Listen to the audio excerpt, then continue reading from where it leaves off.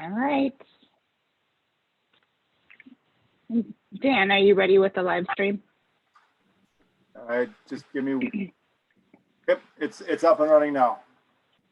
Perfect. And just a quick reminder as well that all of our votes this evening will be roll call votes, as has been our process here in remote format. So with that, we are just a little bit past 7 o'clock. I will go ahead and call this council meeting to order. Karen, can we have a roll call, please? Sure. Councilmember Gerard.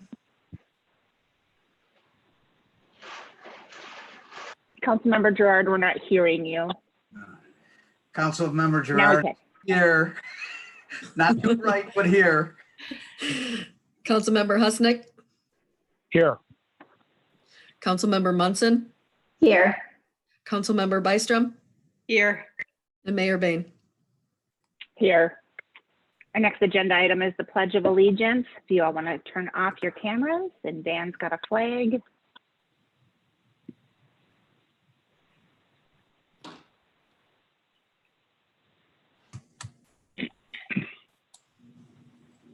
I pledge allegiance to the flag of the United States of America and to the republic for which it stands, one nation, under God, indivisible, with liberty and justice for all.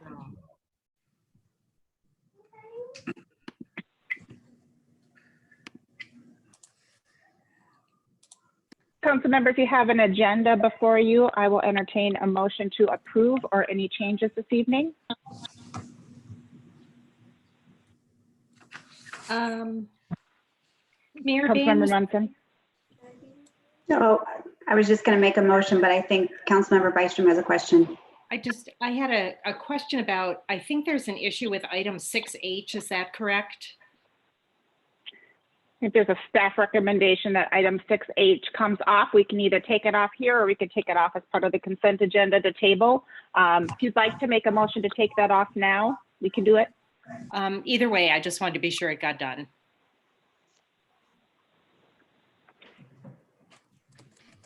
Let's do it. Let's do it now. And so I will make a motion to approve the agenda, removing consent agenda item 6H.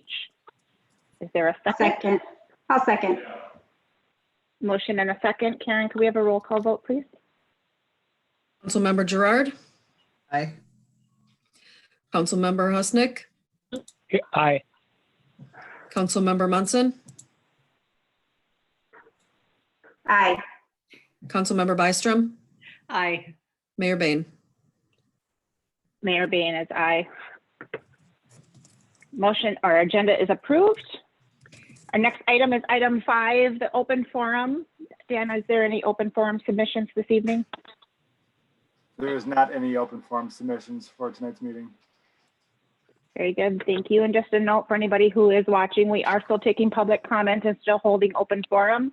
All open forum requests can be submitted via email to be read into the public record as part of the open forum portion. And that that email address is info@cityofforestlake.com. And just note in your subject line for open forum so that we know that you intend for that to be a publicly read letter. And happy to continue to take any of those submissions. Okay, with that, we have council, you have a consent agenda before you. Toggle my screen here, sorry. Consent agenda items 6A through G and I and J. I will entertain either a motion to approve or any changes. Everything but 6H. Mayor Bain, I'd like to pull items I and J. And with that, I'll make a motion to approve consent agenda items A through G. There's a motion, is there a second? Council Husnick goes in second. Motion and a second. Karen, can we have a roll call vote, please? Sure. Councilmember Gerard. Aye. Councilmember Husnick. Aye. Councilmember Munson. Aye. Councilmember Byström. Aye. Mayor Bain. Aye. Moving on to our regular agenda, first item is item 6I, and 6I is the Verizon Small cell wireless development agreement. And J is the co-location agreement supplement. Councilmember Byström? Yeah, I was just wondering if I could get a little bit of a background on this, a little better understanding of what this is. I know that we've had some previous council conversations about some deficits in the community. And just kind of curious as to how this came to be and what it means for the city. Certainly, Councilmember Byström, I can address your questions and concerns. Verizon Wireless has proposed 3 locations for a small wireless facility. Each of these are about 30 feet tall. These are meant to address broadband capacity issues in those areas. The 3 locations they're now applying for are one just directly south of Walmart on 3rd Avenue Southwest. Another location that is on 1st Avenue Northwest, basically behind Burger King, adjacent to the wetland area there. Mhm. And then the 3rd one is the location on East Broadway across from Vanelli's, also adjacent to the Park Plaza development, which is also the location of the bilocation agreement, where Verizon is proposing a smart wireless facility, basically an antenna on top of one of the blue city-owned streetlights, the historic, looking streetlight. These have been long expected and anticipated by the city following the state statute changed that basically put made it so that these type of facilities are permitted use within city rights of way, and even specify the amount of lease rent the city could charge for that one, on the antenna on the blue pole. And so in this case, Verizon wanted, instead of submitting a $2,500 cash escrow for each of the sites, which is part of the fee schedule requirement, in addition to an application fee, Verizon wanted to do a letter credit. Well, Pete, the city attorney, will tell you that to have a letter credit, you need to have a development agreement. And so that's what we worked out with Verizon. These 3 sites, have been reviewed by the city engineer and Public Works. And there's some considerations with one location. Verizon responded to city comments, but there are basically just some small engineering design issues before that full approval is offered. And but this is something that we've been discussing with Verizon for over 2 years now, and they've finally coming forward with complete applications for the city to review, and it looks like we're headed to approval with those. To answer your questions there. No, and just to follow up, these are high traffic areas. This is what the problem is here. Obviously by Walmart and Burger King and Broadway, there are a lot of people using cell phone. They've identified those areas as places they need to supplement their signals and their responses, especially with, you're sitting in the parking lot of Target and your kids, they're watching video. Well, that's why they need, and same thing at the park. I mean, obviously, if they're putting it by the park, there's probably a lot of traffic during there that they cannot keep up with. So these small cells are made to be almost like booster systems, to keep it simple, from the big cell towers. If I could add a small detail on that the pole near the park, there's a Verizon wireless store right around the corner. And sometimes customers weren't getting great signal, which didn't help to sell Verizon services over in the Park Plaza building there. Very, very helpful. I appreciate that. Thank you for the kind of catching me up on that. Have we been having any discussions about some of the other areas of the city where deficits in service are occurring?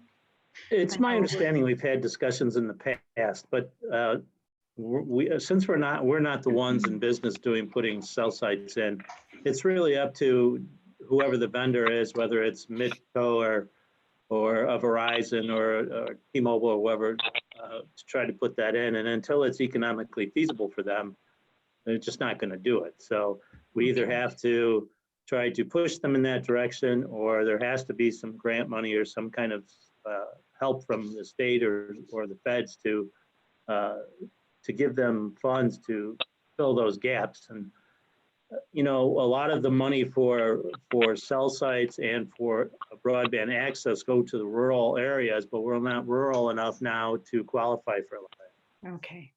I know we're hearing it, or at least I am, kind of more and more from families now that we've got a lot of, distance learning occurring, and there's a larger strain on systems and bandwidth and that kind of thing. So just kind of curious. I appreciate the update on that.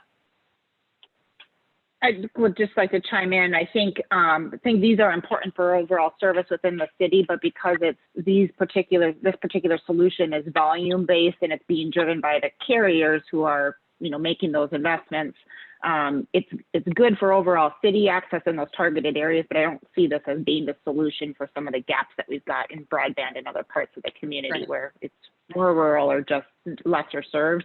I think we're going to have to find other avenues for that. But this does help connectivity, certainly in those, we have residents close to some of these sites that will also be improved, or businesses that will have better service. So there is some net gain. I just don't think it's the solution for some of those other problems.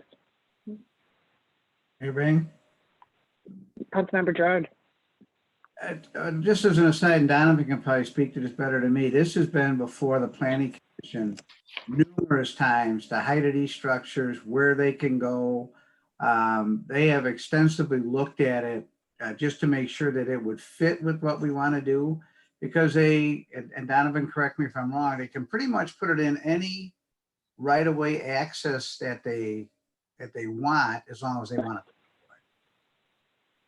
That is correct. There is some places where there's really congested underground utilities, and there's just not room within the right of way, especially in this 12th Street Southwest area.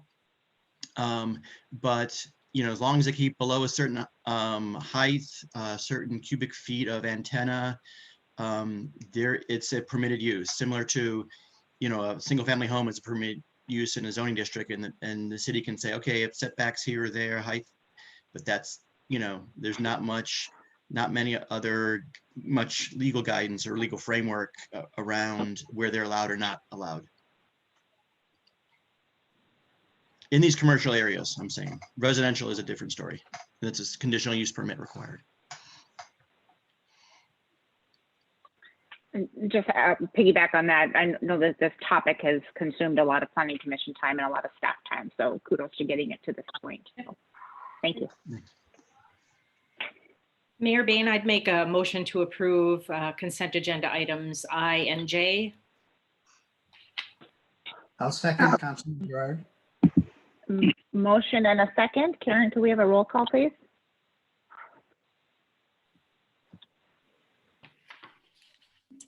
Sorry about that. Councilmember Gerard. Aye. Councilmember Husnick. Aye. Councilmember Munson. Aye. Councilmember Byström. Aye. Mayor Bain. Aye. Motion carries. Moving on to our regular agenda item, our first regular agenda item this evening is 7A, which is the Foursome Golf Management Liquor License application. Karen, I think you're going to walk us through this. Yeah, it's pretty basic. The reason why this came to the regular agenda is because the request is for a waiver of their fees. So Foursome Golf is the new management for the golf course that we have an agreement with. And they have applied for a 3-2 beer license. We are under the understanding that they cannot use that currently until something happens either with legislation or these restrictions are lifted. But they have applied for a license all the same. Currently, what is allowed on golf courses is a 3-2 beer license only, because they don't have restaurant seating or anything like that. So there's a beer cart. My understanding is there's a beer cart out there.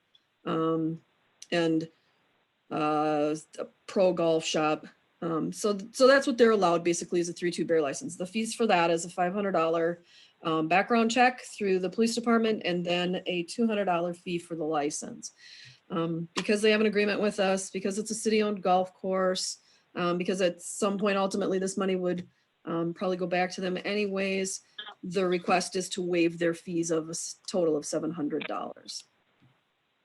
Yeah, and just for a little bit of clarification, if I may, the license, even if they're issued today, they will not be able to serve beer until they get their state license, but also with the governor's restrictions, on-premise sales and on-premise consumptions, even though it's the golf course, that would be considered not able to happen under the emergency orders. Now we expect sometime this week that may change with the rest of some of the orders, depending on what happens after May 4th. But right now, even if we gave it to them and they got it, they can't sell beer until the order's changed and that's clarified, so.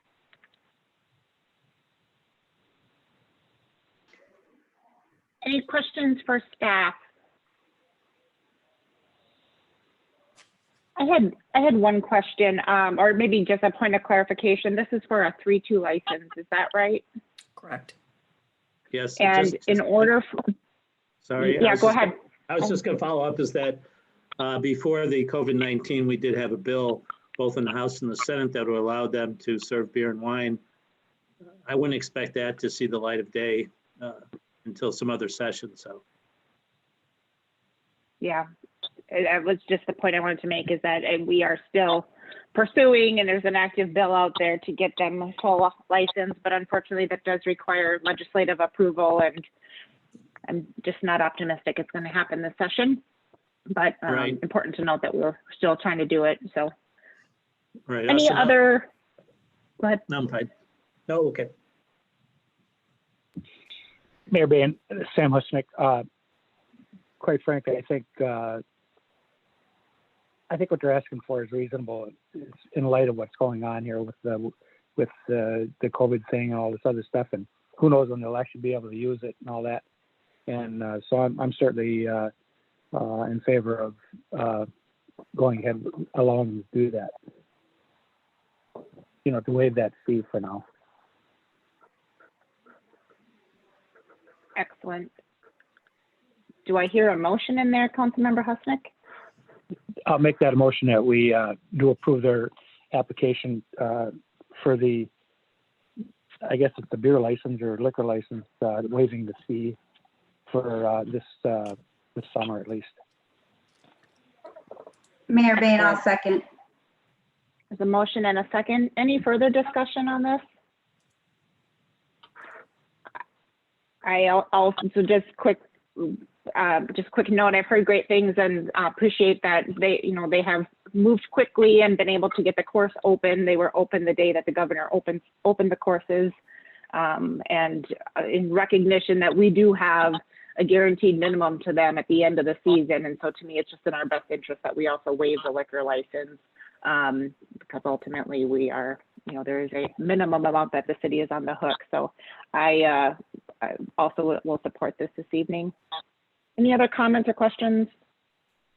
Hearing none. Karen, can we have a roll call, please? Councilmember Gerard, Aye.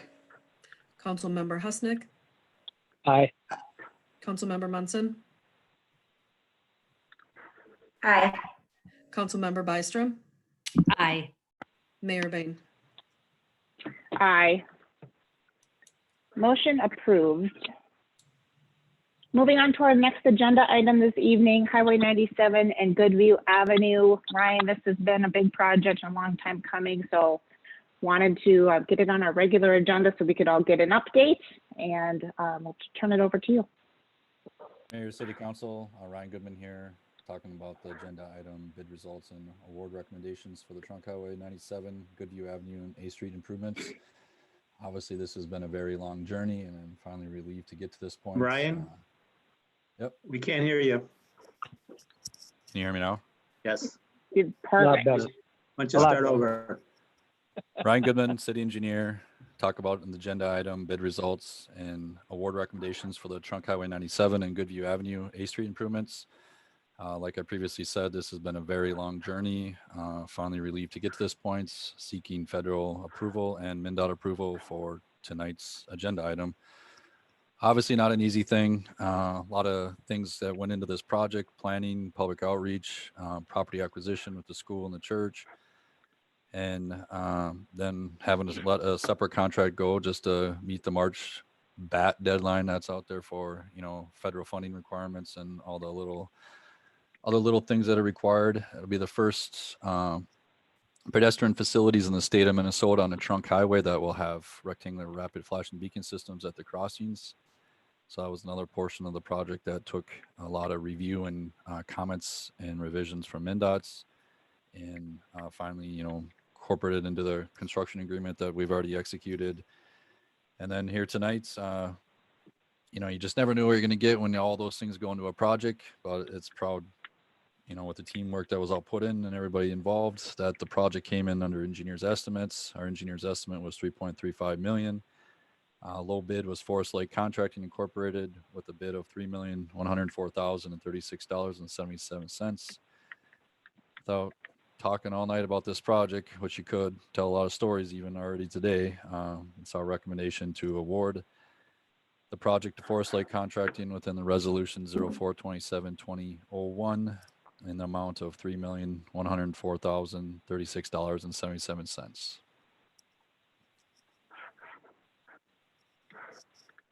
Very good. Thank you, Ryan. Ryan, any questions for Ryan? I just wanted to comment, Ryan, thanks again for his hard work on this project. It's been a long time, like you said before, and we needed to get this thing going, and really appreciate it. Maybe we can get something safe there. Yeah, agree. I echo Councilmember Husnick's comments, and I ran through this intersection this last weekend, and I'm really looking forward to having a different intersection design and something that is safer. Important to note that, you know, we still don't have the funding in place around the pedestrian facilities, and so the project we are awarding tonight does not include those pedestrian facilities. There is still an active bill on both the House and also in the Senate as part of the bonding project to fund those pedestrian facilities. You know, tough time to be asking for funding of any type at this point. And so I think it's a little bit of a wild card on what's going to happen with those bond funding requests, but there is still some active effort there. And if we don't get it this round, we'll certainly be back. And so ultimately, I think we do need to support better, improved pedestrian facilities, but what we're doing today is better than the status quo. And so I feel good about at least getting some of the major redesign work done and a better intersection overall. Yeah, this will be a good first step for sure. And with that, Madam Mayor, I'd make a motion that we do adopt resolution 04-27-20-01, awarding the contract to Forest Lake Contracting for, I think I got the number right, $3,104,036.77. Is that correct? Very good. I'll There's a second. motion. Is there a second? Motion and a Gerard will second from second. Councilmember Gerard. Very good. Karen, could we have a roll call, please? Mayor Bain, can I ask one question quick? When is this set to begin, Ryan? When is the construction set to begin on this? Well, within the specified contract dates, it was a June 1st start because of school. Okay. However, we've already been working with their contractor. We've had the contracts prepared. So if, let's say, everything went bad tonight, it would have just been a paper loss, right? So we've already gained a week in just getting paperwork going, and it's already to their bonding company and getting filled out. We've requested shop drawings, so we might be able to we have to have the pre-con to meet federal and MnDOT requirements, but we might be able to be on site within two weeks. Okay. So we are going to start earlier than what's in the specified contract because school is not in session. So therefore Right. we won't affect school traffic, and hopefully things can get done sooner than anticipated planned as well. Therefore we don't go into the start of school after the summer. I was just curious as to whether or not we had a potential opportunity to bump up that timeline a little bit, given the the fact that we aren't going back to school this year. So that's good to hear Yep, that. we're on that it. is They're on positive. it, and we have a very good contractor. They're very good at this type of work and coordinating stuff. This is kind of the things that they go after, these types of projects specifically. Okay. Thank you. Mayor Bain? Ryan, this is a huge, I'm glad this is going forward. This is going to be a huge interruption, I would assume, on 97. What is our, to educate people besides just throwing the signs up one day and say, oh, you lose? It's a good question. So some things that we're working with Dan Undum on is the public outreach, which will be interfaced through either Facebook blasts and the city's webpage, linked to MnDOT's project website updates as well.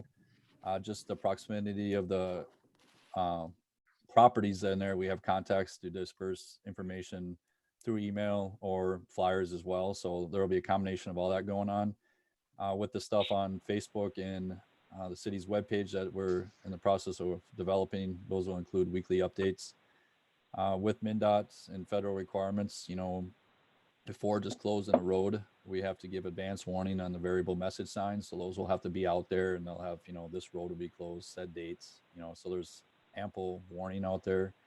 It's not like the flexibility that are allowed on local projects. So all that stuff goes through a process and procedure, and, you know, like the public outreach, we're going digital with on this project. Thank you. Any other discussion?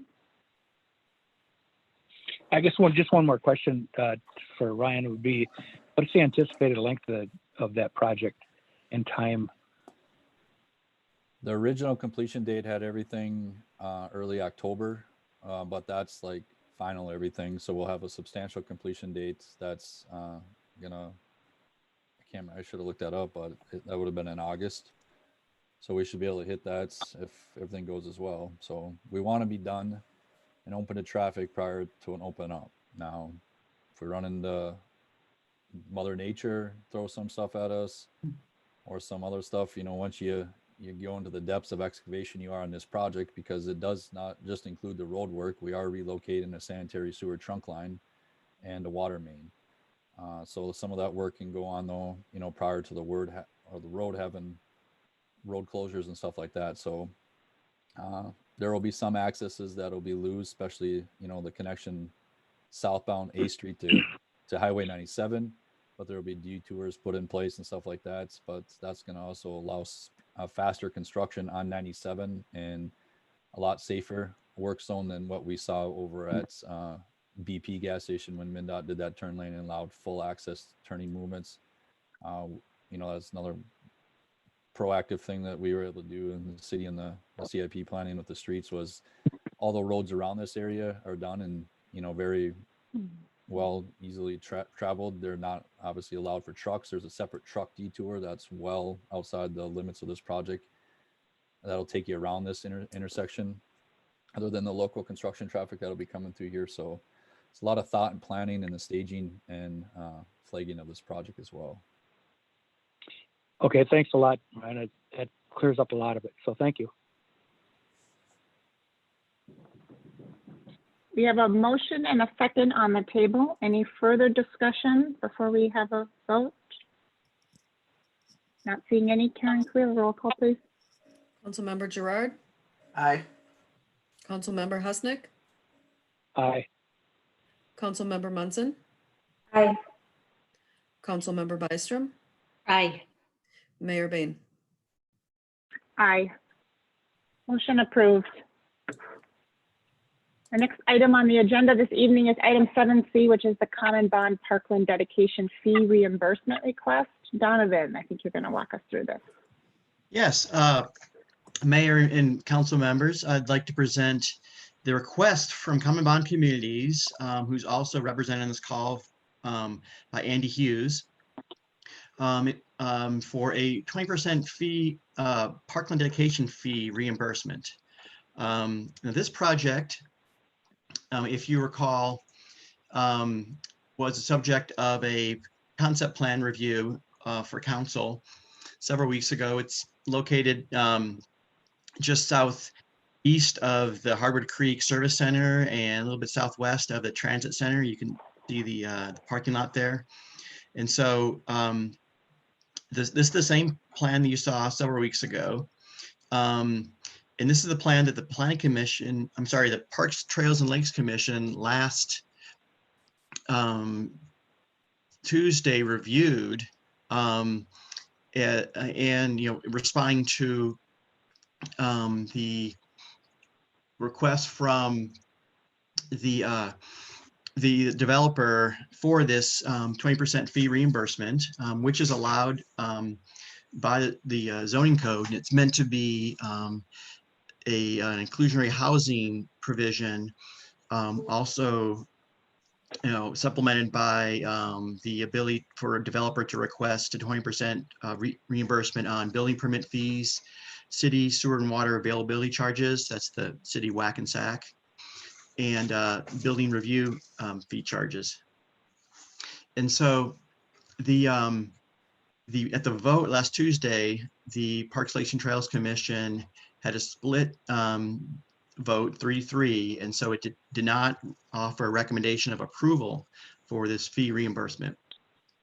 I think that there was some concern with that, these funds are needed for, park PTLC projects and current park maintenance, that it wasn't truly needed given the housing market, was one comment, and that also there's questions on what precedent were there for offering this fee reimbursement, and this is of the three that I know of in the last 10 years. There has been one approved and one denied. And the other one denial was for Headwaters Landing building, the Common Bond Communities also developed, which just opened this past month. And the in his presentation or his comments at the Parks, Trails, and Lakes Commission meeting, Andy Hughes, who I will just quick summary there, Andy, I don't mean to speak for you, in that this was seen as something to be used for lowering the rents, and is needed. They generally fill up their buildings takes about 6 to 9 months to fill up a building. They expect Headwaters Landing to be occupied fully within about a month. And so he was recognizing a need. Also, I've summarized some of the other housing data in the staff memo for council for this agenda item. And, looking at some of the data that's CoStar data through Met Council, showing that there's been a rent increase of about 3% from June 2018 to 2019, a vacancy rate of about 7 to 8%. I'm sorry, 3.9%, which is about half of what kind of a healthy vacancy rate is. And then I've also pulled from some information from a 2016 Washington County housing study that talked about, needs for, market demand by 2030 for different types of housing. And, just seeing this, and this staff recommendation is to grant this 20% fee reimbursement, which would result in a payment of $106,000 from Common Bond Communities for a 53-unit building, rather than the $132,500 fee for the full parkland dedication fee. And at this point, I'm happy to take any questions from council. Questions from council. Councilmember Munson. Hi, Donovan. I just had a quick question. You just said it, but so they're asking for not an elimination, but a reduction. Yep, certainly. Yeah, they still code requires them to pay a parking dedication fee, and this would be over $100,000, $106,000 to be exact, instead of $132,500.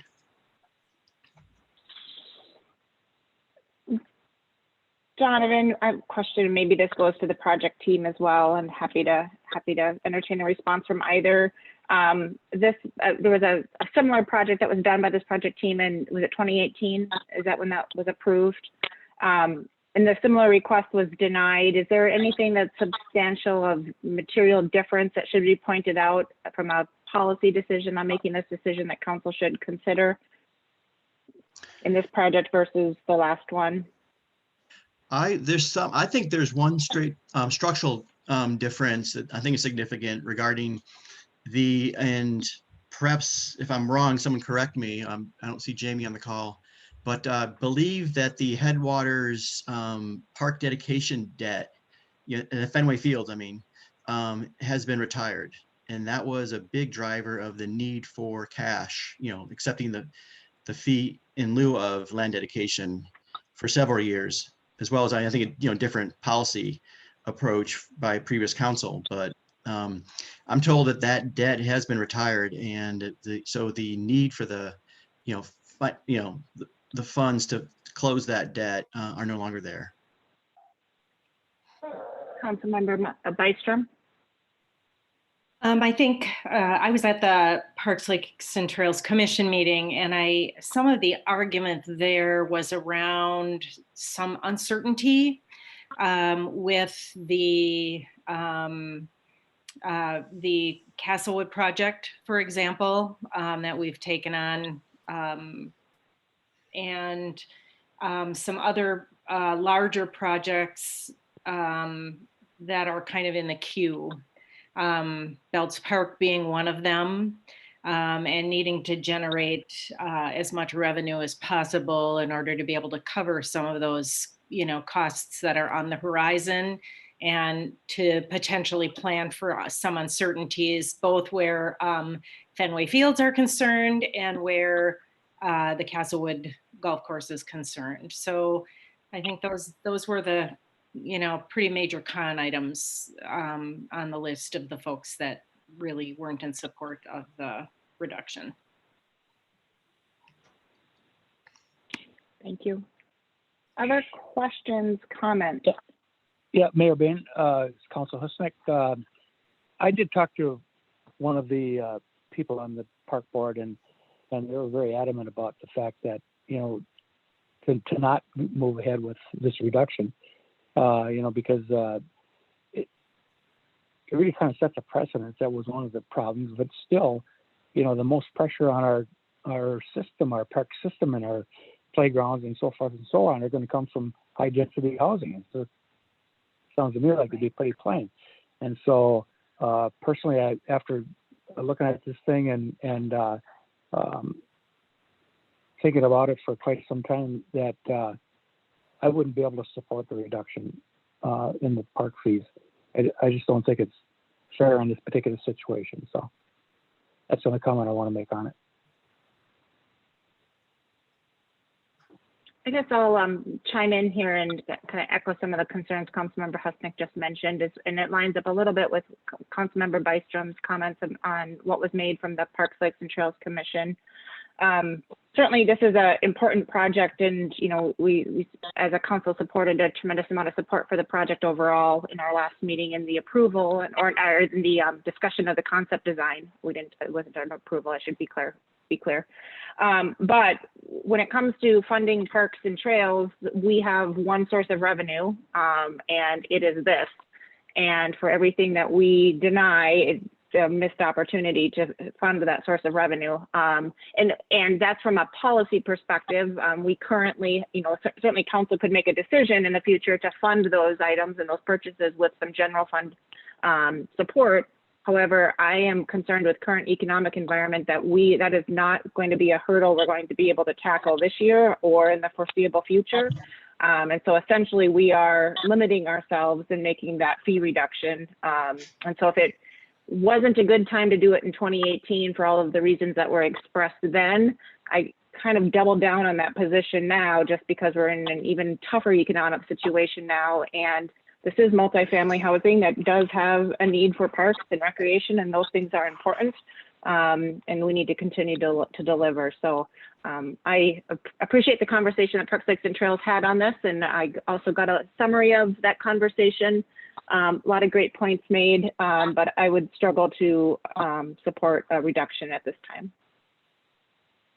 Hey, Ray. Councilmember Gerard. So, not to move this aside, but are we reducing the other fees, the building fees and whatnot as a city? Or has that not been decided yet? I'd like to know that.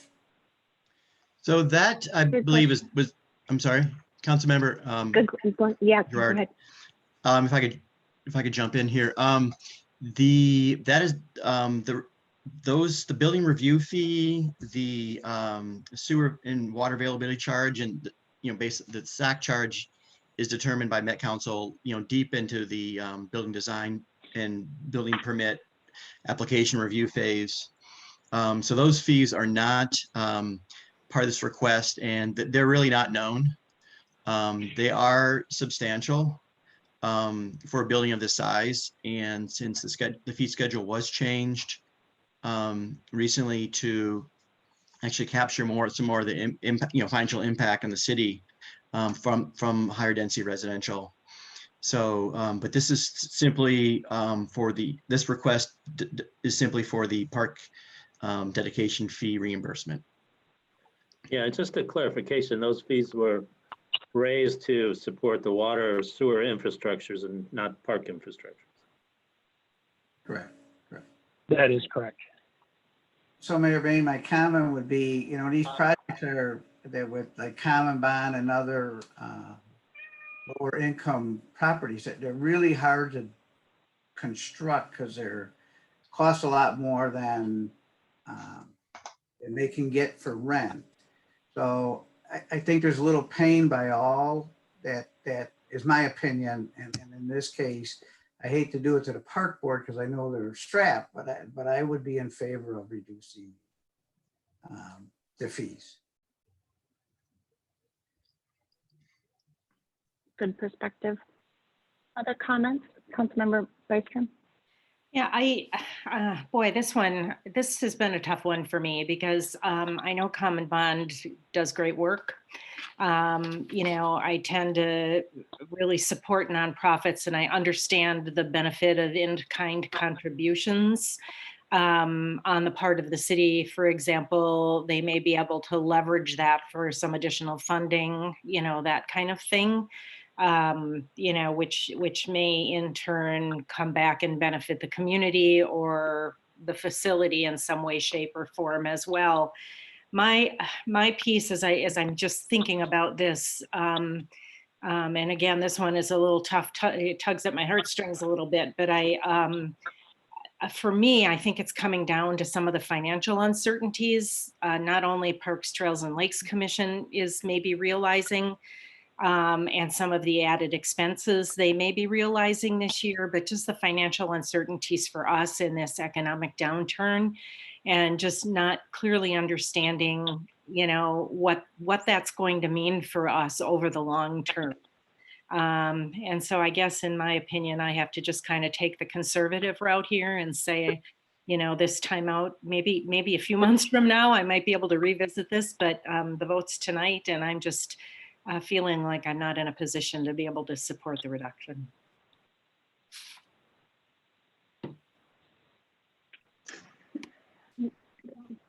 Councilmember Munson. Mayor Bain, I just wanted to just throw my 2 cents into, typically I probably pre-COVID time would vote or be in favor of the reduction, but I worry, echoing a lot of the same comments that I've made about what's going to happen to our housing market. I'm thinking about the strategic plan that we did, which is on the agenda tonight to update, and a lot of interest in the parks, and I know the Belts Park project. So I would have, this is really hard,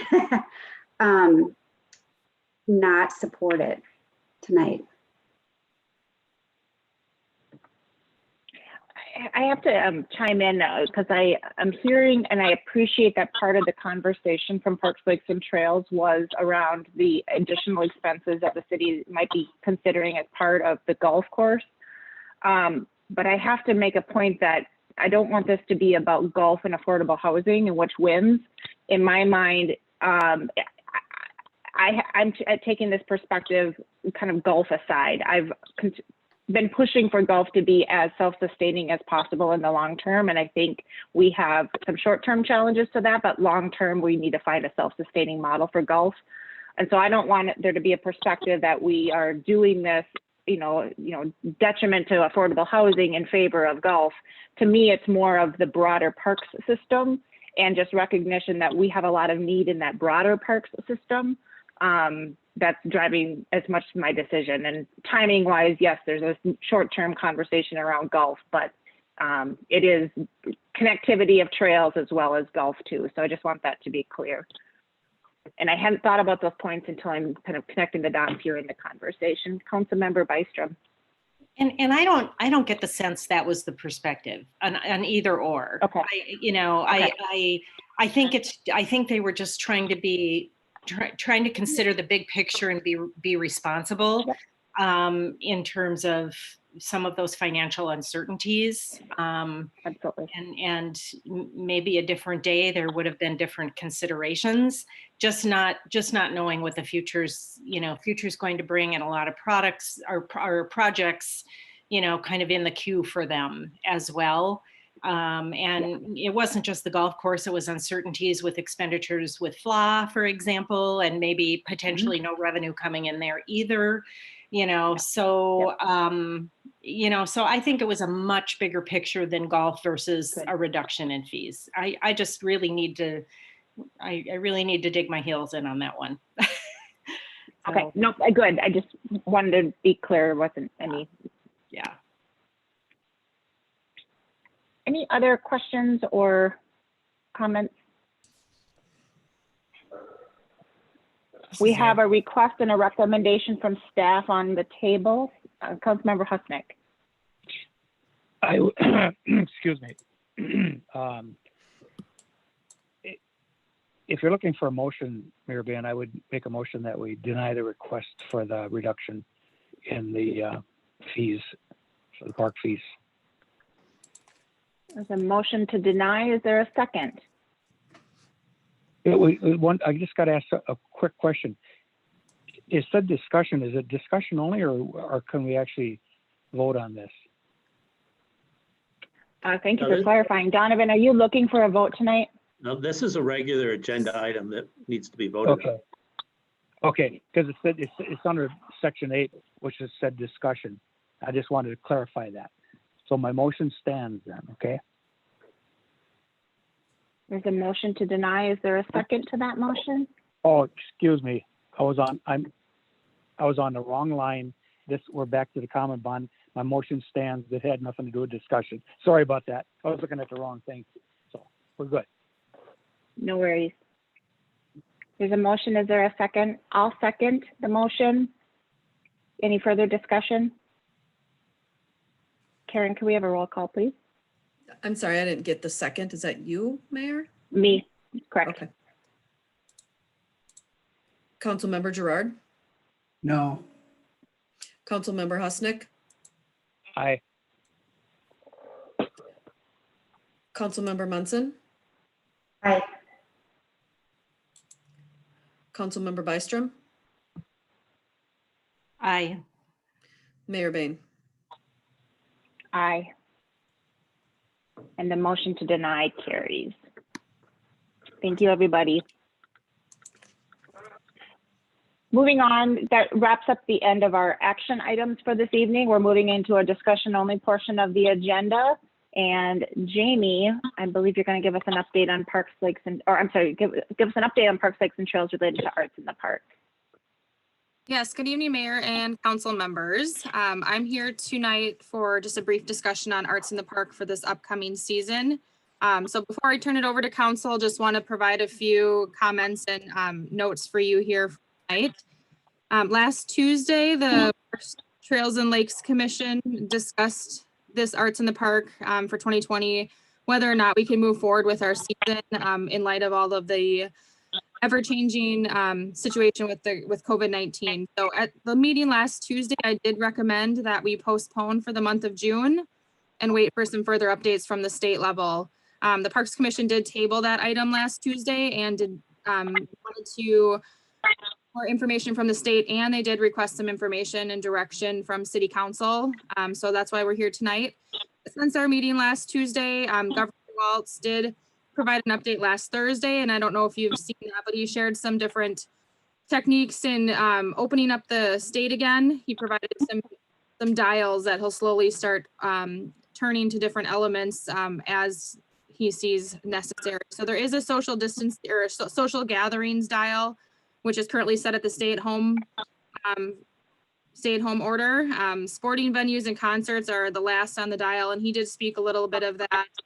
You know, those are going to be the last things that we're going to see to open up back in Minnesota here. So we also, since we last met, we have seen Stillwater. They've canceled all of their large events. And so Lumberjack Days and some of their concerts through July 19th at this time.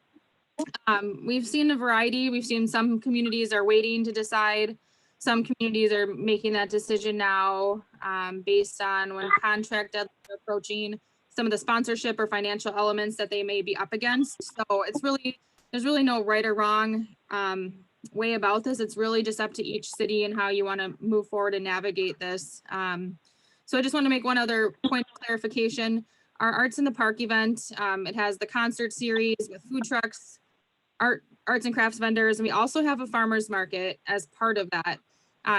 Farmers markets are considered essential right now, and they can be done safely. So the Parks Commission is in favor of, in support of continuing with our Forest Lake Farmers Market. However, this would be separate from Arts in the Park and likely, you know, so we can space things out a little bit. So it'd look very different, but the farmers market portion, we are in favor of moving forward. It's more of in lines with the concert series, hundreds of people at the park, and just looking for some input on if it's something that, you know, what the council would like to see happen. So with that, if there's any questions, otherwise just looking for a little discussion, input, direction to Parks, Trails and Lakes Commission. They are prepared with a special meeting, a date to be set once we get some council feedback and some direction from Governor Waltz. So with that, I'll turn it over to the council. Questions or thoughts for Jimmy? Maybe let's start with any quick questions, clarifying questions before we have discussion. Any clarifying questions out there? Councilmember Gerard. Jamie, with all of the entertainment and everything, have we booked events? Are we on the hook for various acts that would perform or any other fees? Are they, where do we sit with all of that part? Good question. Right as the COVID-19 pandemic was just starting to come out, we have not signed any contracts yet with any entertainment any of the entertainment groups for the year. So we are not held contractually there. The only contract we have signed is with our music promoter, Mr. McBride. And so there's just a small financial commitment there for a lot of the work he's really already done with scheduling and some coordinating, talent purchasing. So that's our only current contractual obligation at this time. Councilmember Byström, I think you had a question. Yeah, I just, is this something, Jamie, that we can just kind of take incrementally? There's just so much we don't know. We're learning new things about how this virus behaves every day. And, I think if we had to make a decision based on current state, we probably, for the entire summer, we probably have to make a pretty tough decision. But I tend to want to take a little bit more of an incremental approach to this. I know that they're thinking peak probably around late May, June sometime. Are we able to just take a look at June for now, for example, and reevaluate July, August later, maybe push some things out till fall, potentially? Yes, I think so. I've talked to our music promoter, Mr. McBride. He does manage other concert series. Nobody has officially canceled the whole series yet. You know, you've seen ticketed concerts being canceled. Those are indoor venues, but a lot of those outdoor open space venues are still kind of lingering yet as to, you know, hopeful, I guess is the word. Hopeful that something can be done. You know, Governor Waltz is really looking at how things can be done safely with predictable environments.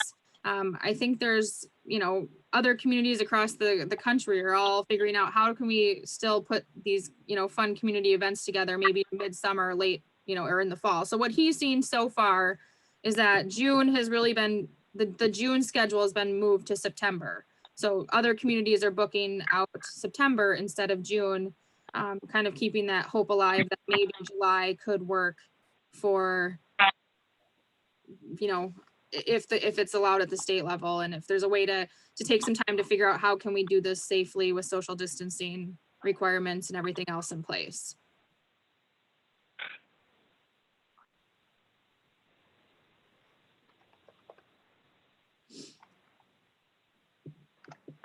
One of the questions for Jamie, one of the points that came up, I know as part of the Stillwater conversation that really was the kind of the impetus for them to make the decision last week like they did, was that they had some, you know, dates and some planning lead time that needed to be done, and they felt like they needed to make a decision to kind of make a good contract decision. Do we have to Councilmember Bystrom's point on doing incremental, do we have some need to make a decision dates identified of, you know, for is the June timeline here, is it this week, or do you have an idea on when we, you know, what a kind of a drop dead date might be? It was a terrible phrase to use for this pandemic, but a final date of when we need to make a decision. Help me out here.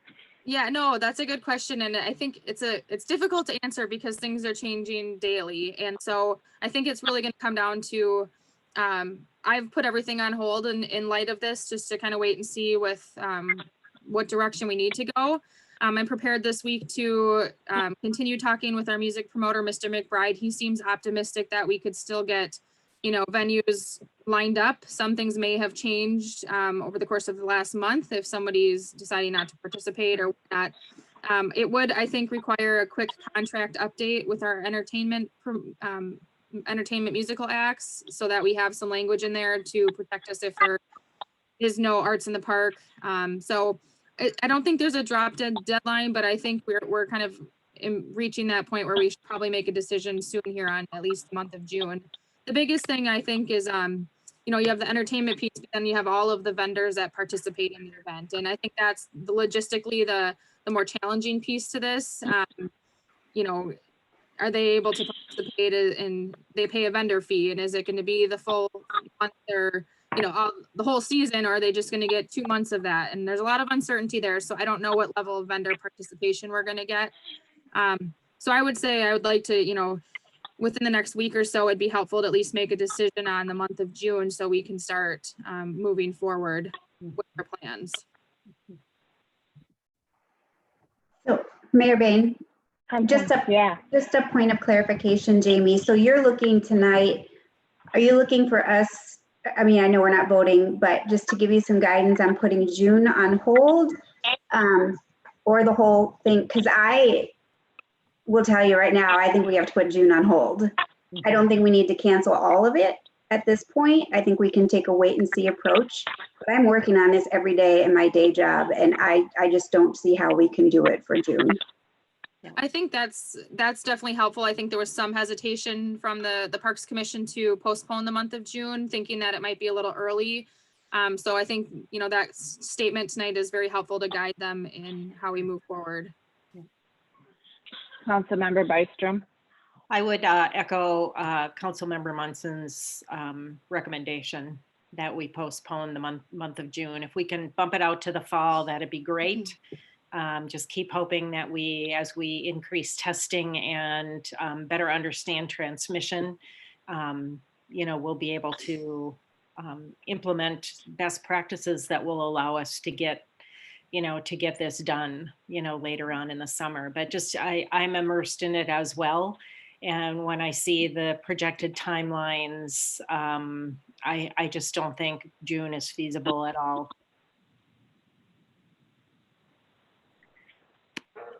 Yeah, Councilmember, go ahead. Councilmember Gerard. I would concur that we should push June out and cancel it or move it to September. I'm hopeful that we'll be able to get something this summer, but the news just seems to be continuously dismal about group events. So, at this point, I think June is I'm very comfortable in June. Very good. Councilmember Husnick, any thoughts?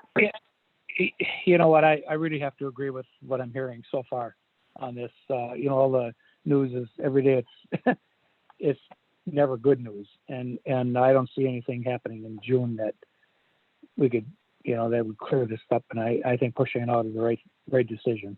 So I do. Yeah, concur. So that'd be my agreement. I agree as well. I think, you know, you look at where we are today here on April 27th, and you project where we're going to be in, you know, 5 to 6 short weeks. We are hopefully still in the process of, you know, opening up some business and learning and kind of adjusting to some of those essential services starting to open up again. And if we're able to do that, there's areas where you take some change and you take some risk. And to me, a concert series is lovely, but just not an area where you take the risk. And I think June is too early, and every week we learn more. And but also recognize it's easy for us to say, well, just make it happen, and do so on short notice. And I think when we do those things, we also shortchange the event and shortchange, you know, how much time it takes from staff to put these pieces together. And there's a lot of coordination that goes into Arts in the Park. So I'd rather make the call and have a clear decision than, you know, kind of this, are we not, recognizing we're going to have a lot of that in our lives. And for this point, maybe we reconsider for July as we learn more.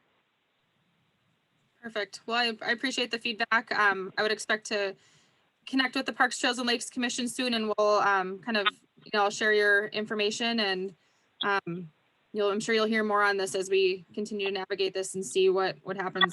Start planning as if we can have this for July and August and possibly September. So thank you. Yeah, one other thing as we start considering what we're doing in line with what other communities are doing, to some degree, to the extent that we are the only, to the extent that we are opening up and doing activities and other communities aren't, that just makes us even more of a destination and makes some of those events even bigger, which also is concerning to me. You lose control and you lose the ability to keep a smaller group, and I think smaller groups is going to be the kind of what we're after here for the foreseeable future. Sounds good. I do think that there will be, so if we're considering this, I do think that some communication specifically around essential services and farmers markets and being clear on what's allowed, just to set expectations of what those events are going to be, I think is also important. People see it as one event. And so to have some elements there and some elements not, I think some advanced communication will do a lot in setting expectations. Sounds good. We'll get some information out on that. Very good. Jamie, anything else you need from us on this topic, or council, anything else to add? I'm good. Thank you. Appreciate it. Very good. Okay, our next agenda item is 8B, the strategic plan update. Patrick, you're going to walk us through this? Sure. Well, seems like years ago we went through this the first time. But we tried to update the strategic plan based on some of the comments that the council gave that night, particularly in the parks, lakes, and trails area. We added, I think, 4 different objective items. So I thought we'd go through, hopefully you've gone through those, and I'd like to just kind of go through some of those changes, but also give you an update on where we've been on some of these. I sent you an email late today. I don't know if any of you got a chance to look at that. but I just thought those were the notes I was going to go over tonight. So you could have them if you wanted them. Basically, the plan pretty much stays the same. We've, with the number one, we've changed, obviously, the challenge to objectives, as I think was the case last time.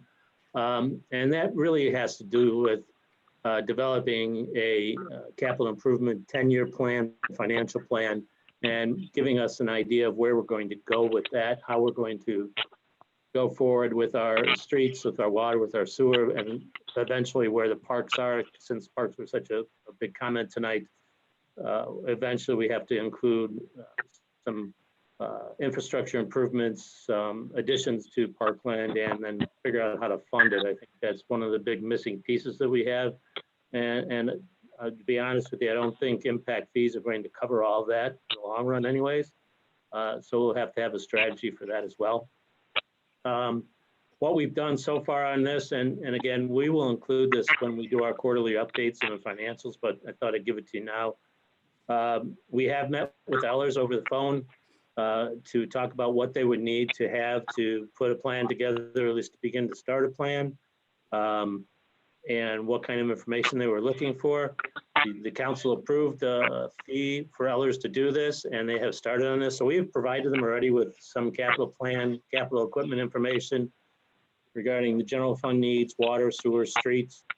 So they've got at least a full picture of a lot of the infrastructure needs that we have based on some of the spreadsheets that Ryan and Dave and others have done in the past and had already updated. So we probably will be talking to them shortly about starting to put that together.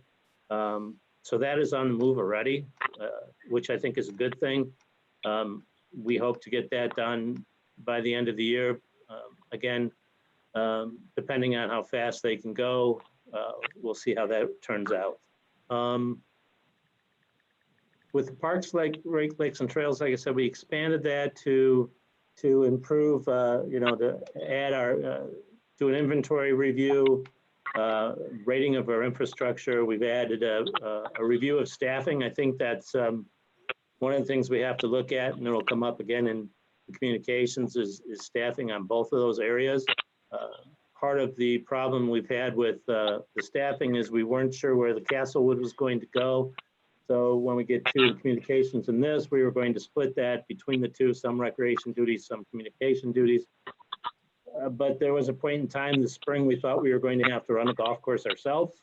And that person was probably going to be more dedicated to run a golf course than it was to communication at the time. So we're going to go back there, readjust the job description to tailor it more back to a combination of recreation and communications.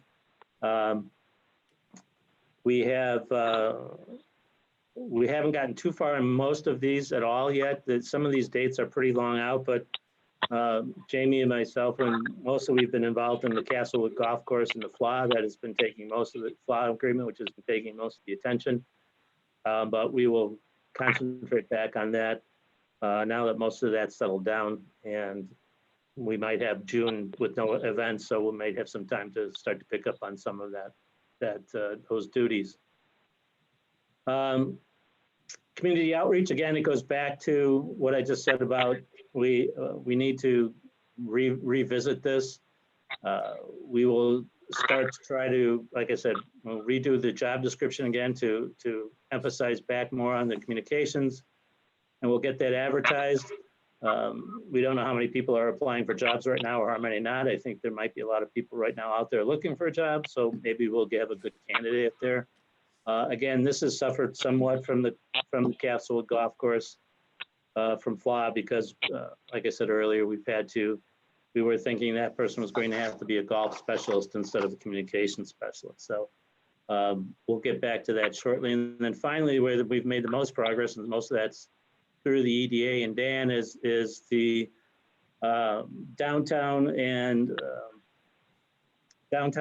business approach to the city. So we've already created a Invest in Forest Lake website. The downtown committee is formed, although it hasn't met because of the COVID-19. We've had much activity with Washington County and the grant, and working with Chris in helping us get this all centered. We've been open to business. You have the presentation. We gave the EDA presentation of the Humphrey study and what that said. And most importantly, we've made some decisions, the council made some decisions on keeping the Headwaters site together, giving it to a new broker that's more aggressively marketing that, and we're not going to break that up no matter right now what anybody offers us yet. We're just waiting for the right offer.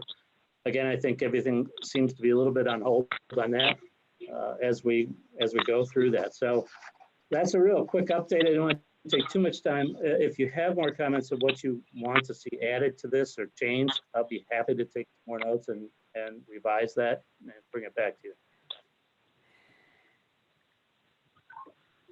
Thanks, Patrick.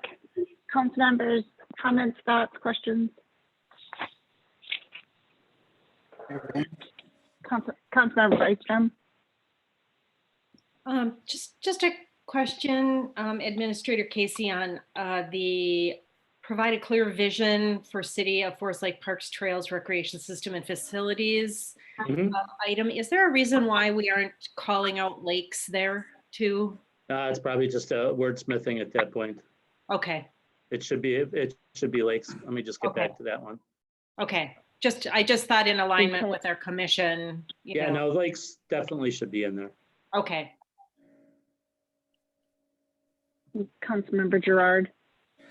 Patrick, the strategic plan is very important, and I notice that a lot of these dates now with the whole COVID thing are gonna go out the window.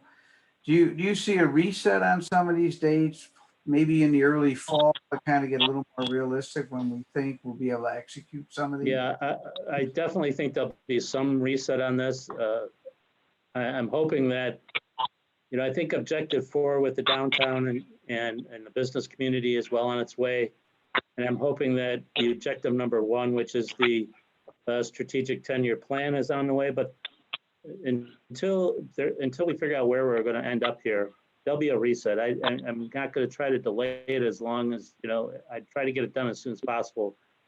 But I think we'll revisit all of these dates come budget time again, sometime in July and August, and see, and hopefully most of this COVID-19 stuff will be over and we'll focus back on what we have to do.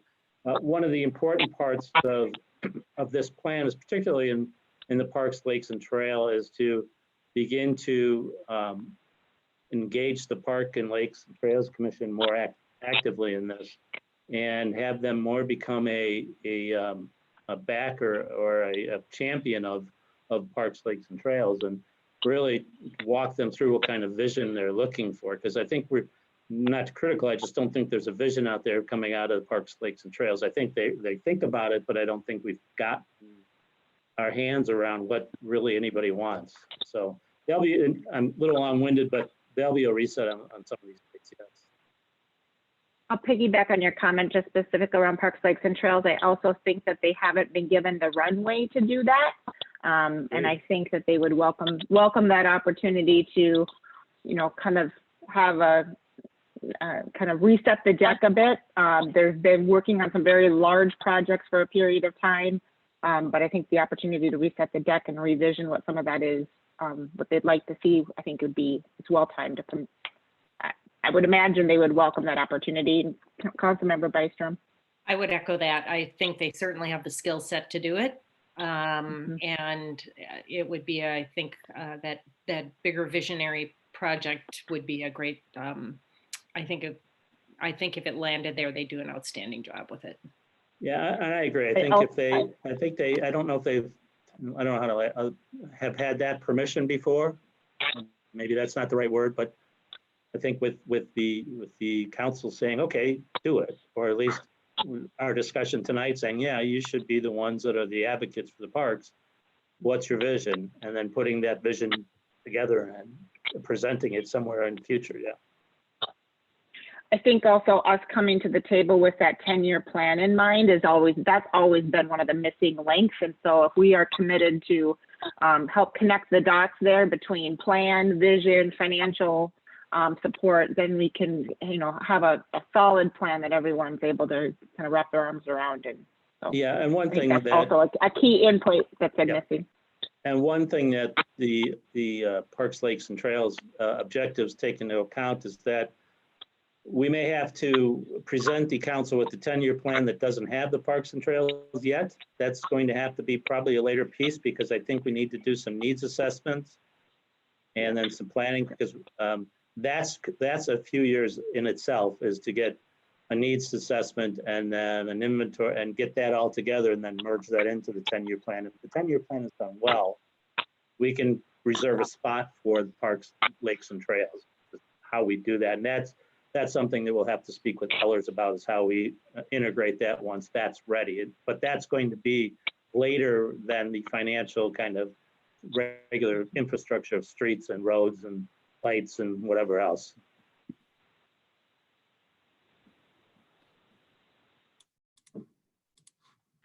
Are there questions, comments about the strategic plan? It weighs on me that I don't think we formally have adopted this. And like any plan, as soon as you put the stake in the ground, of course, situations change. I would advocate that we bring this back at our next meeting for council adoption, consideration, and hopefully adoption. Recognizing that, you know, we are going to have some dates that move and we've got a great opportunity here during budget season to update those. I do like, Patrick, I think we're due for adoption because what I sense is that we're already working to the plan and, you know, in your update today, there's already been some first quarter movement, which is great. And we're into the second quarter now. So let's get it formally adopted and then it becomes a working document that we are discussing, you know, quarterly and certainly weighing in on during budget season. I agree. I guess council between now and our next meeting, that another opportunity to take a fresh read and compare it against your notes and visions and anything that is, you know, missing or needing to be tweaked. Now is kind of a great opportunity to get those final edits in. Otherwise, I'd be looking to bring this back at our next meeting for consideration. Please do. If you have any comments, please let me have them.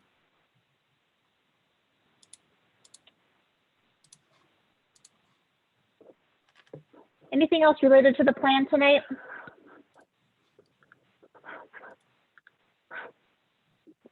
Not hearing anything. Our next item on the agenda this evening, discussion only, talking about a housing study. Patrick. Yeah, I'll turn this over to Donovan in a minute, but I think at the last meeting there was a mention of housing and where we're at with multifamily units, particularly apartment buildings. I mean, when we talk about multifamily units, I think the talk out there is the number of apartment buildings, not so much the structure of multifamily units, which could be duplexes, quads. It's really the apartment building. So I've asked Donovan to start to take a look at that. He's got some information. We need a little bit of your feedback and how we want to move forward, but I think we are starting to look at that, and that's going to be, I would recommend that be eventually referred to the Plan Commission as one of their works to do, and shepherd that through until they can report. But I'll hand it to Donovan and let him speak. Thank you, Pat. Mayor, members of council. Yes, ma'am. No, Donovan, kick us off. Okay, thanks. Mayor, members of council, like to present some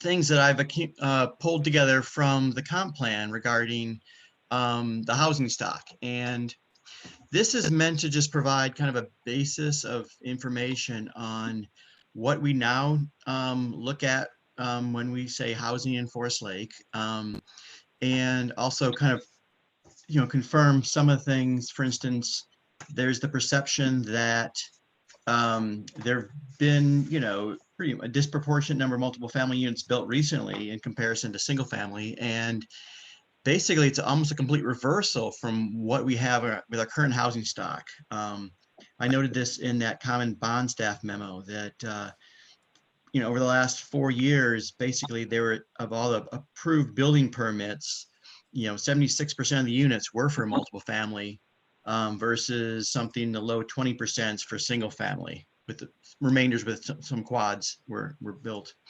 As shown in the slide in front of you, that essentially that, you know, if you add in blue, which is the single family units, and look at it for, and this is data from 2016, I'm good. that I'm almost done.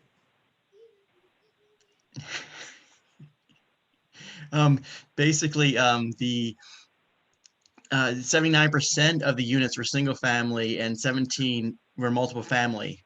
You know, that's existing housing stock. And that single family is both the detached single family and also attached. The you know, the townhomes with that's kind of the that brown column there. So, and that's of the about 8,100 you know, housing units currently within our you know, 20,000 plus population.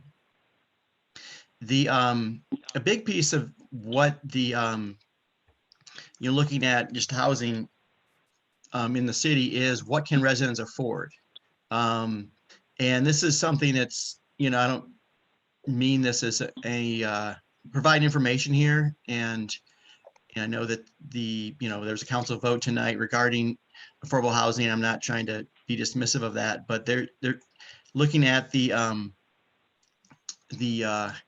you know, what we have for just income and just housing affordability.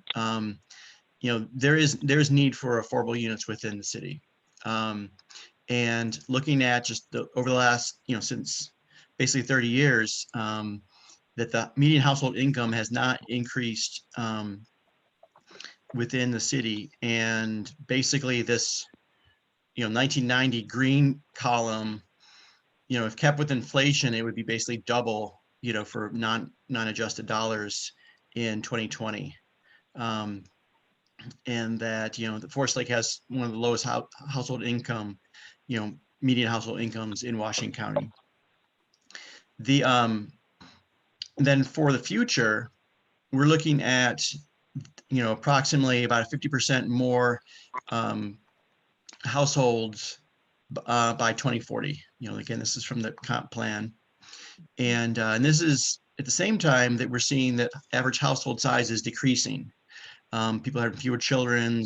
They're more single person household persons, and also, you know, older residents are moving out, you know, and seeking their own dwelling units. And so they're seeing, you know, over, you know, number of years, just that decrease in household size. And this is, you know, a nationwide trend.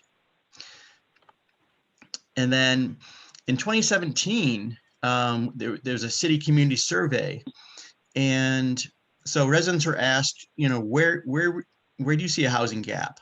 You know, I think in some cases, most people are thinking of where they like to live if they're doing a transition to different housing. And the majority, you know, I'll say plurality were for single family homes, either rented or owned. And then you have, you know, also cluster open space development, another single family type. And so you have, you know, and then you have the also rented townhomes. So you have somewhere in that 70% range, you know, pretty similar to what the housing stock is now, is, you know, for single family. If you add those, and of course this adds up to more than 100%, and you have people looking for different types, some that don't exist currently. You know, the mother-in-law suite or the granny flat, about 28% indicating a preference for that. Or, you know, large, again, a similar percentage for the senior living or assisted living. So there's quite a, you know, and these aren't, you know, housing types that really are at that kind of percentage within our, you know, city currently. And that's one of the reasons, you know, a housing study is done. It's to identify future housing needs for a community and look at what kind of unit types do people want, what will the market provide, look into local demographics, also looking at housing affordability, you know, looking at maybe, you know, at some point, you know, the council did include that inclusionary housing provision in the zoning code. Are there other ways to promote housing affordability? Or is it also related to just the life cycle housing? People who want to remain living in Forest Lake and they're moving out of the home that they raise the family in, and, you know, is there a suitable place that still meets their needs within the city. So it's often referred to as life cycle housing. Then also needed, a housing study is done to identify, maybe a rental code or a housing code is needed, to address housing maintenance issues, or else perhaps there's enforcement issues. And so again, these are, potential issues to explore or to simply address or identify. And then finally, looking at, collecting data. What does the empirical data show with the city's housing? Or even, surveying, what's the community perspective on accessory units, or identifying regulatory barriers to development. This is something, these are some of the conversations that council has engaged in. We had a couple of development roundtables, but this is just kind of a summary of where the city is with housing. This is all the information from our newly adopted comp plan. But I also wanted to then hear from council on, when you think about a housing study and look at what, with multiple family units or your concerns, what do you see a need for? And perhaps there's ways we can, staff can address those. Planning Commission can look at targeted areas, or do we want to, engage in the full cost of a housing study, which can be considerable. But first, just as a elemental step, incremental step, what does council see, and what is appetite for, how far does council want to study this? And Thank you, I will- Donovan, and I appreciate you bring it back to what's at our fingertips today. There's a lot of information out there, and it's easy for us to we see a lot of the information in comp plan and the various kind of proposals that we're considering, and so it's always good to circle back on what is known and what data do we have at our fingertips. And so I guess personally, one of my, so I'll lean heavily into you and Patrick here on making the recommendations on where do you see the gaps, recognizing that, I don't know what I don't know. And so it's tough for me to say, I need a study that covers these attributes. One of the things I think is missing from what I've seen recently is, yes, we've got some information around our housing stock compared to other communities in Washington County. But I'm not sure that goes deeper into mix or also affordability. And so for us to have some comparison of where we are in mix and affordability compared to some of our other, benchmark cities, I would go beyond just Washington County. I would, there's a little bit of a broader geographic area than the benchmark cities that we always like to benchmark ourselves against. It would be nice to have some better data points along those lines. Mm-hmm. Yeah, I think there's a couple things here. I think that, yes, I agree. I think we need to expand our horizons as far as what we compare ourselves to, because this is a metro issue more than it is anything else. Even though we're not having acre after acre developed right now, eventually it's coming this way, and we'll have more and more demand. So the question is what are you hearing from the community? I mean, it's a fact or fiction, but obviously you all are hearing something about what the housing stock is. And is that just the multifamily, or is it affordability, or is it price point? I think that we have to definitely look at what price of housing stock we want, and what will attract new families, what will attract young families, because that's really the basis of what you want to do.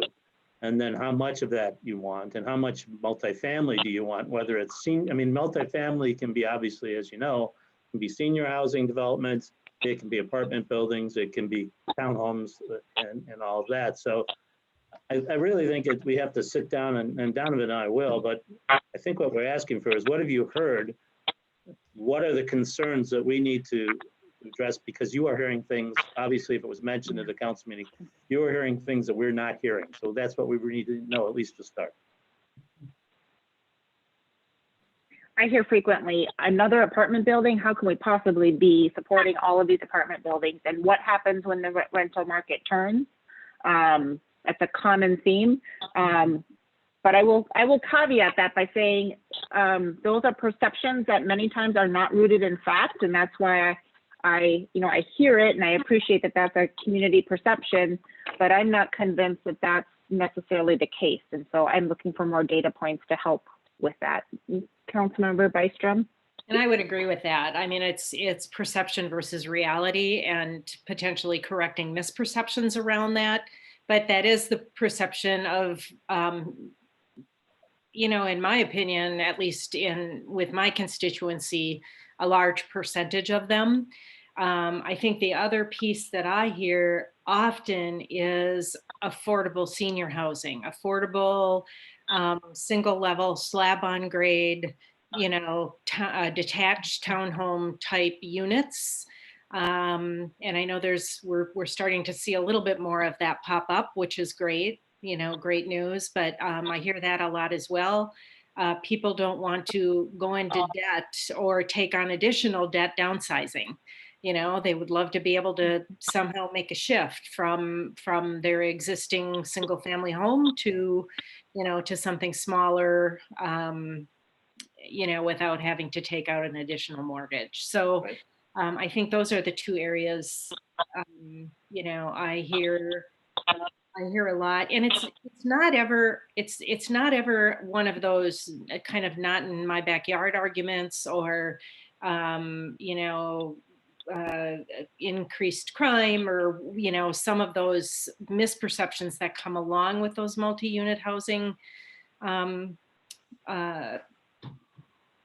facilities. It's not that. It's just the perception that we have a lot of apartments in this community, and they're seeing more of them going up down in the Headwaters area. The two big units by the Y, and now the other one going down there, the development right off of 11th there. It is a busy night along Highway 97 with sirens, I'll tell you. So I have my windows open. So it's that perception versus reality piece for me, and needing to correct those misperceptions and utilizing the data and what Donovan showed us tonight, I think was really, really helpful. In fact, I'd like a copy of that, Donovan, if you can send that out, I'd appreciate it. But I think for me, it's also about that larger vision. We've talked a lot about kind of our bigger vision for our community and what we would like it to be. And housing is certainly a big piece of that. And how does that fit into that larger vision of what we would like Forest Lake to be? So I guess that's my perspective and where I'm coming at it from. Madam Mayor, this is Sam here. I'm one of the guys that kind of brought this up because I wanted to see these ratios and that kind of thing. And up until now, I had not seen any kind of even a beginning of a housing study here for the city of Forest Lake. It clears up a lot of things, and it does help us make those decisions along the way. And of course, that comparison, well, then you have answers for folks that say, where are all these apartment buildings coming from? Also, some of them are perceptions and some are not. But the point is, how do we compare other communities? In Washington County, even surrounding communities, in Anoka and so forth. It's all part of the metro area. And then what should that look like as far as Met Council is concerned? So then that question would be for Donovan. So. Councilmember Gerard, I think you had your hand up as well. Yes, Donovan, in the comprehensive plan under the housing section, I believe by each zoning district, we have kind of a housing and the ratios of what types of housing would be in each of those areas when we're built out. Can you also send that? There's a lot of data there, I know, but there's a lot of information on type of housing for each of the districts, and then you line that up with the map, and it kind of tells you what's going to go where. That's correct. I can provide that information. Thank you. Can you also provide the a color map so they know which areas these are going to? Oh yeah, the future land use plan, certainly. Yes, thank you.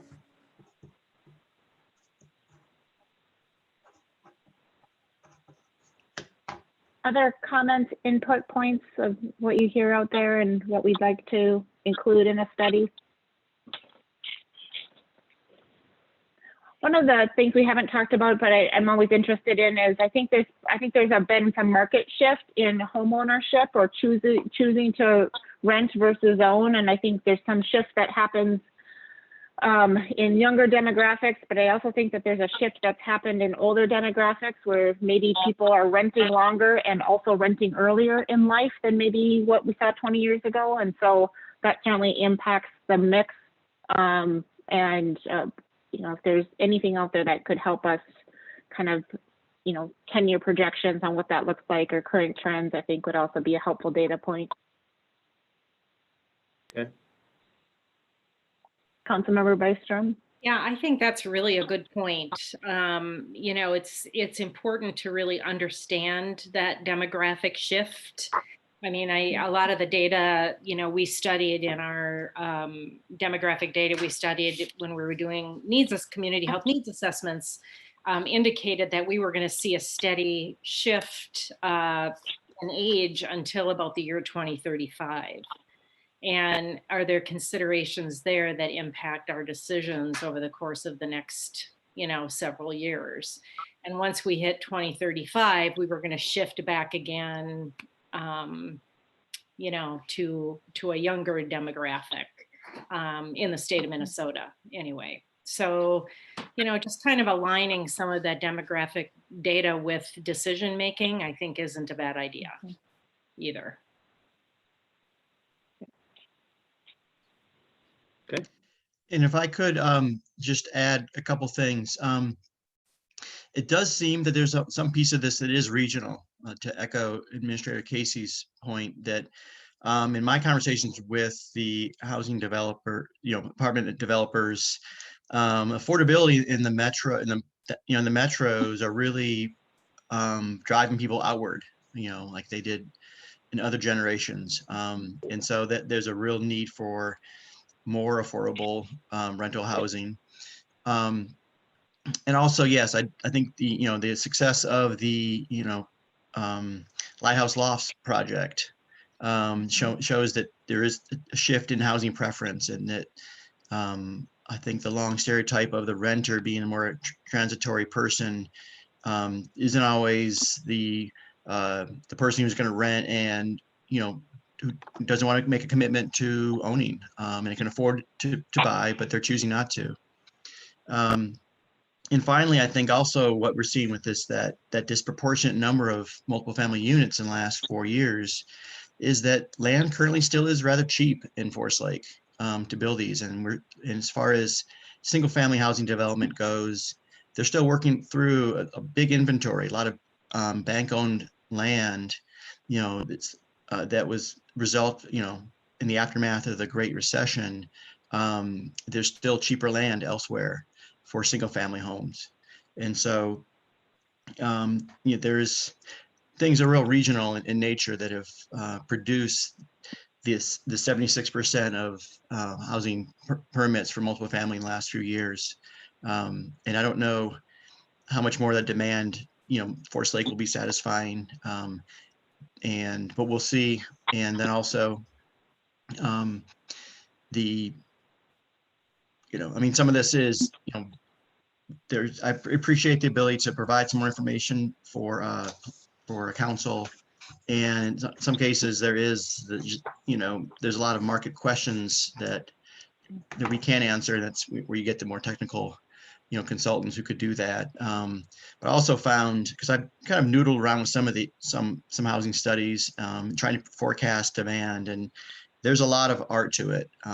Definitely science is there, but it's, you know, it's tough to find the right mix of what, you know, what's the future going to hold, and how can the city, you know, approach it, you know, and position itself to successfully meet that future. For sure.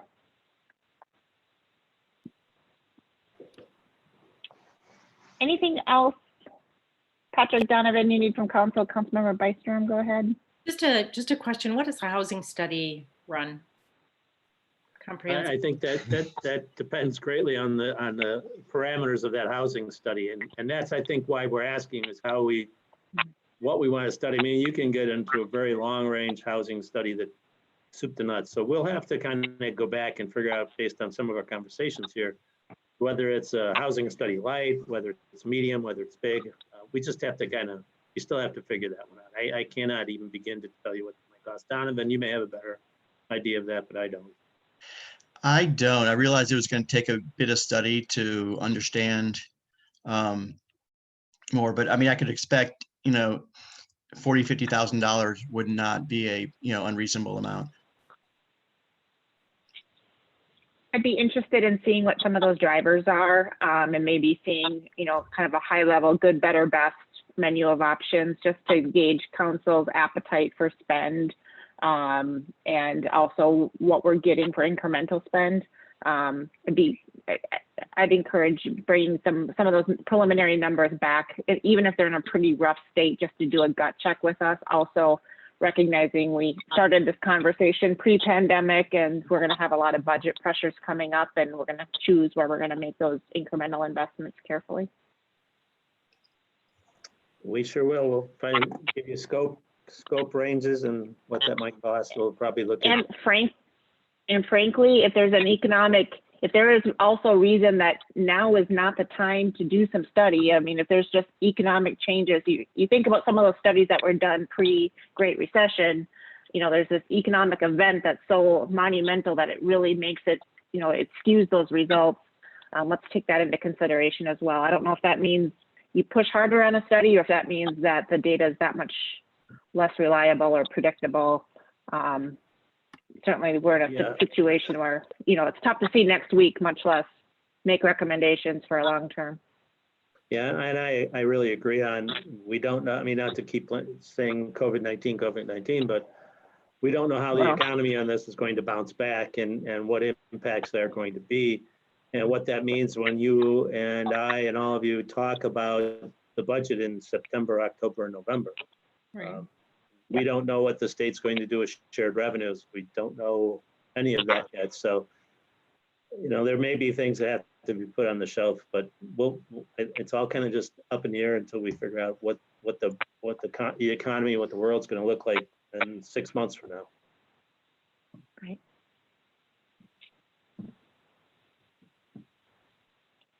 All right. Great discussion. Anything further we need on this particular topic before we move on to staff update?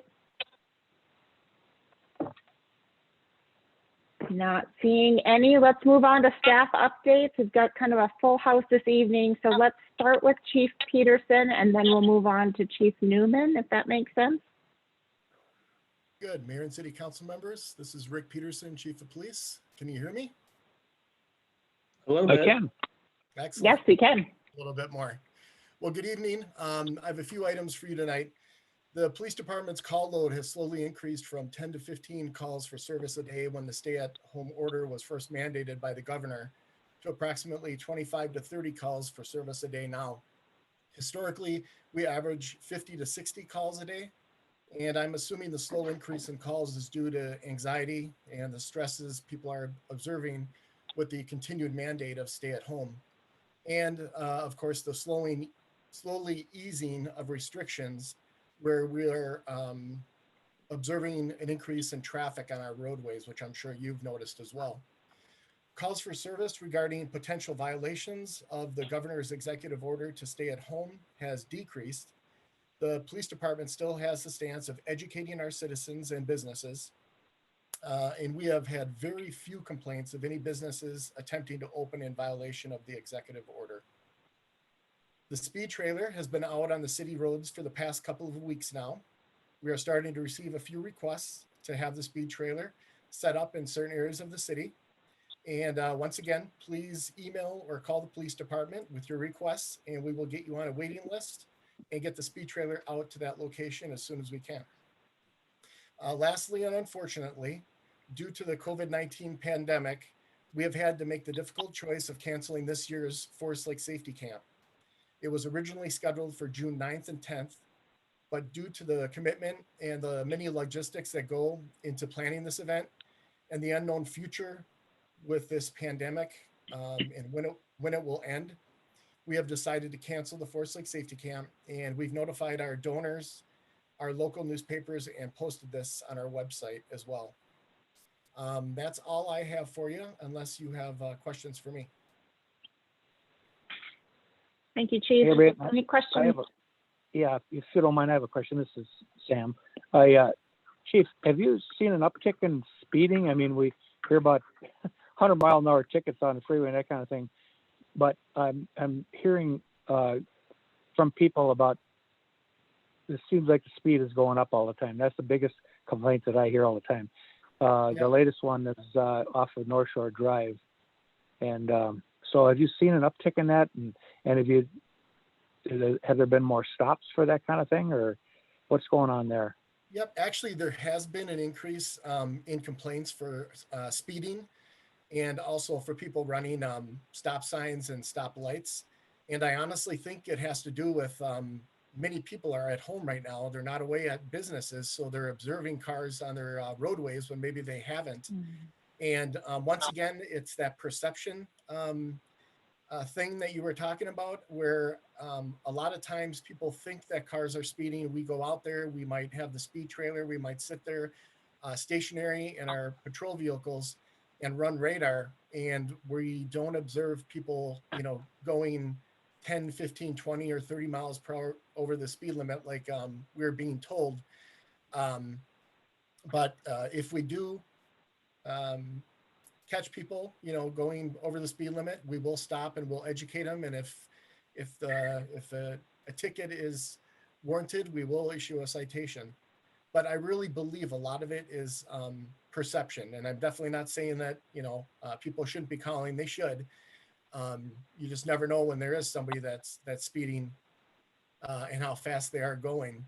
But the calls that we've been hearing about as well, and I've also seen it in the media, are the vehicles that are on the interstates and the freeways, highways. And I do know that the call load and traffic citations have increased for the Minnesota State Patrol. I know that. All right, thanks. Because I know they were talking about the increase. I think the death rate has even gone up on the freeways. Given a certain over this last couple months compared to the same couple months a year ago, and so I just didn't know if that was translating back into the city of Forest Lake or not. Yeah, luckily we have not seen that locally. Okay, well, thanks, Chief. Thanks. Anything else for Chief Peterson? Thank you, Chief. Chief Newman? Good evening, Mayor and members of the council. I have updates for fire, building, and emergency management. Starting with fire, last Saturday, Forest Lake Fire Department participated in a statewide homemade COVID-19 mask drive. Between Forest Lake Station 1 and Columbus Fire Station, we collected around 2,000 masks. The mask will be used to support those working and living in congregate living facilities. And I would like to thank those Forest Lake crafters and sewers, as well as Columbus, for donating some pretty artistic mask designs. We have been receiving calls and have handed out masks for both nurses and residents in the congregate living facilities. Building update. Currently, residential and commercial plan reviews are about a week out. And then on Monday, May 4th, the Forest Lake Building Department will start conducting all commercial and residential inspections. Previously, we had used MinSpec for the majority of the inspections, and then moving forward, we'll only be using MinSpec at the volume of inspections or plan review overwhelms our current staff, resulting in service delays. And lastly, emergency management. We are still sitting good on personal protective equipment. We're tracking use daily and replacing as needed. And we are currently working on the FEMA reimbursements due to COVID-19. FEMA will reimburse the city 75% of our costs for unbudgeted expenses as a result of the epidemic. That's all I have unless you have questions for me.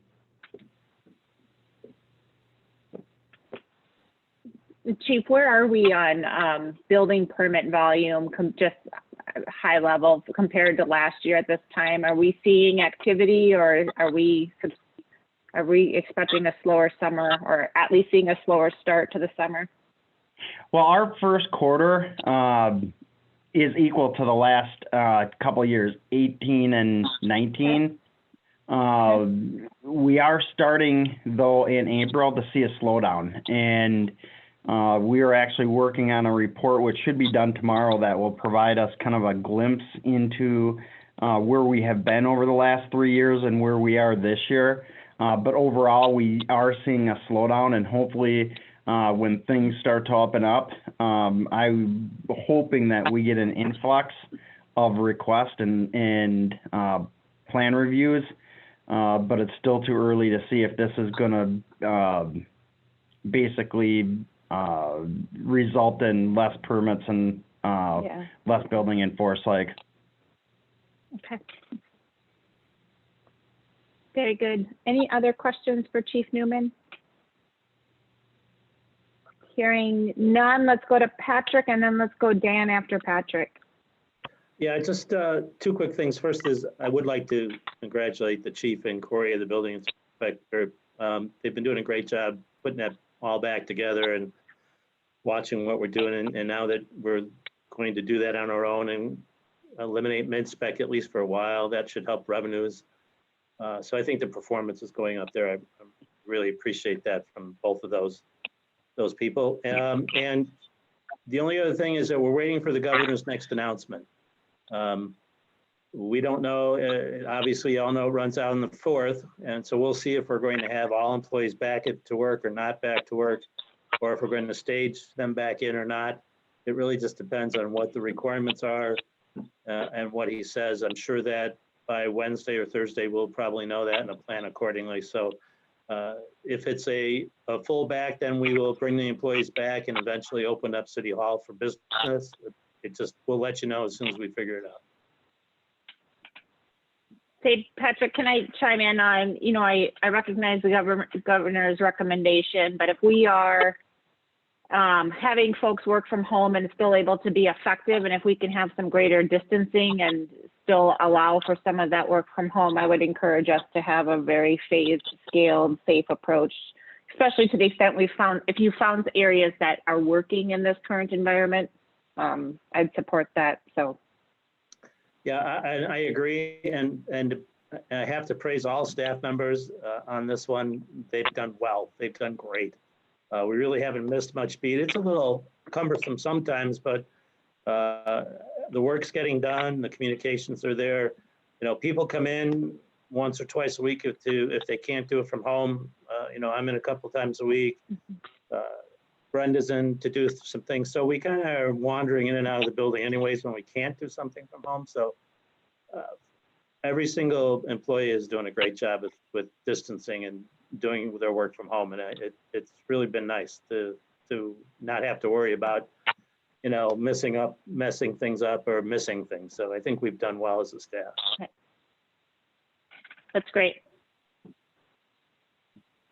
Dan, before we move on to Dan, any other questions for Patrick? Not seeing any. Let's go Dan, and then we'll go Peter next.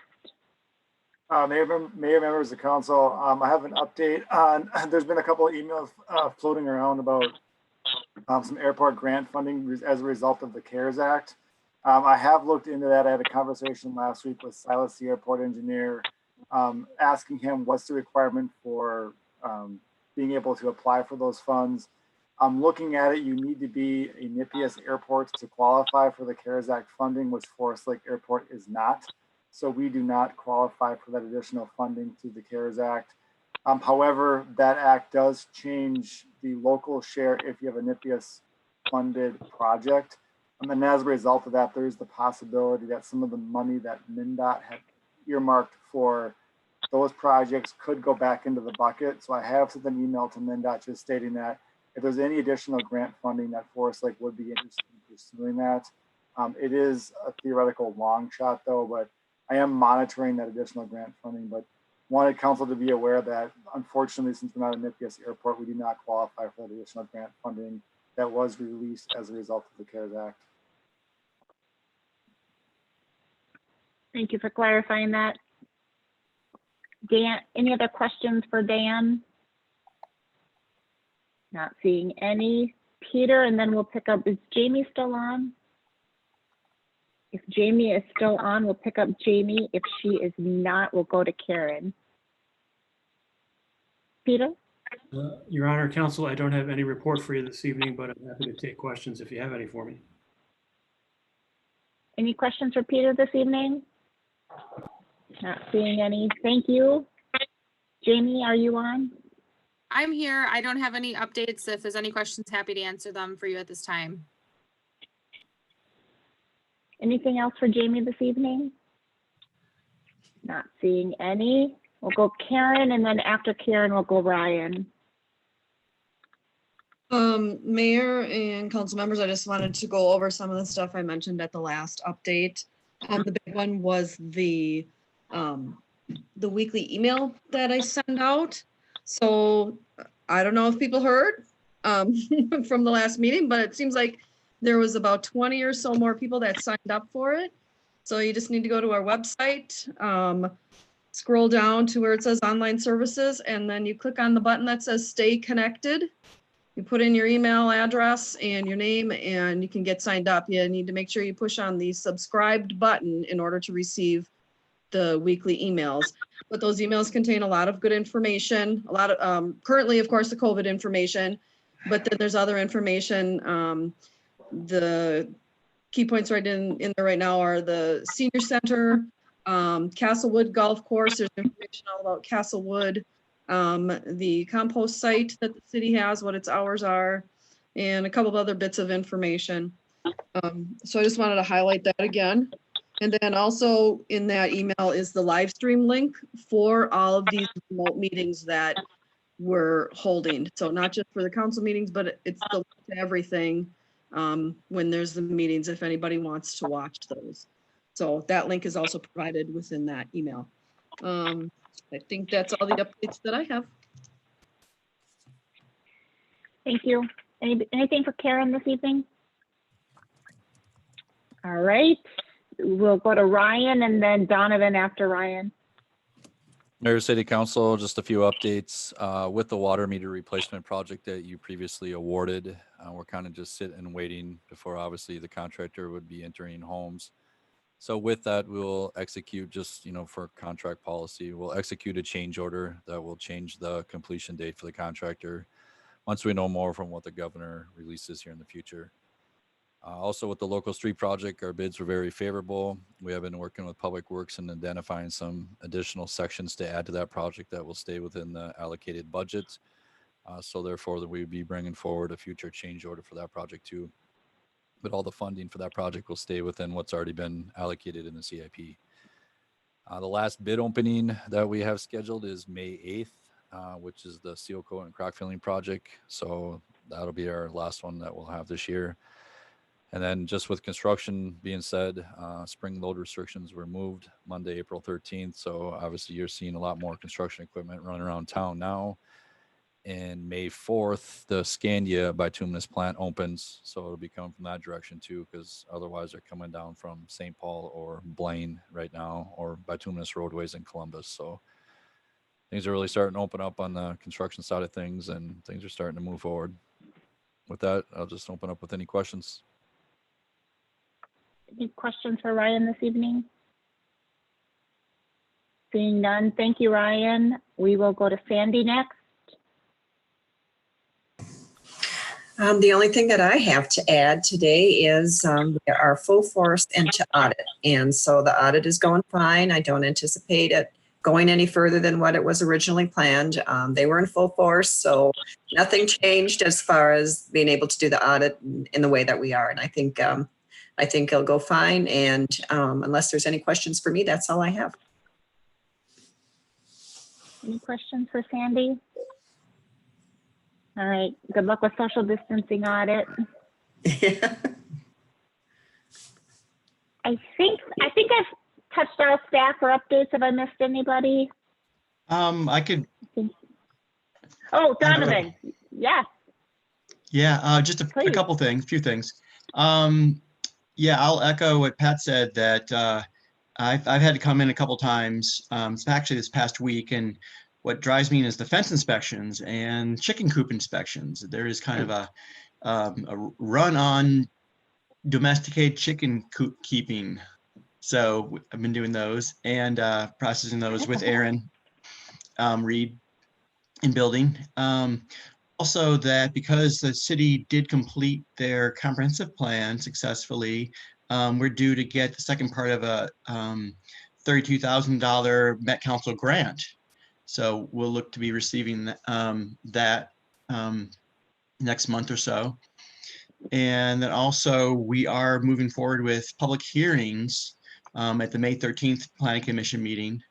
And we'll see, I'm working with Dan on that. And also Karen will be a big part of that on making sure we kind of, pioneer that process. Because it needs a little more than simply the kind of written emails, I think, to make sure we do incorporate all our, desired public testimony. So more on that later as we work through it. Happy taking questions from council. Thank you for being our technology pioneers on public hearing. Much appreciated. Any other questions for Donovan? All right. Let's move on to council updates. We'll start with Councilmember Husnick and then move to Councilmember Byström.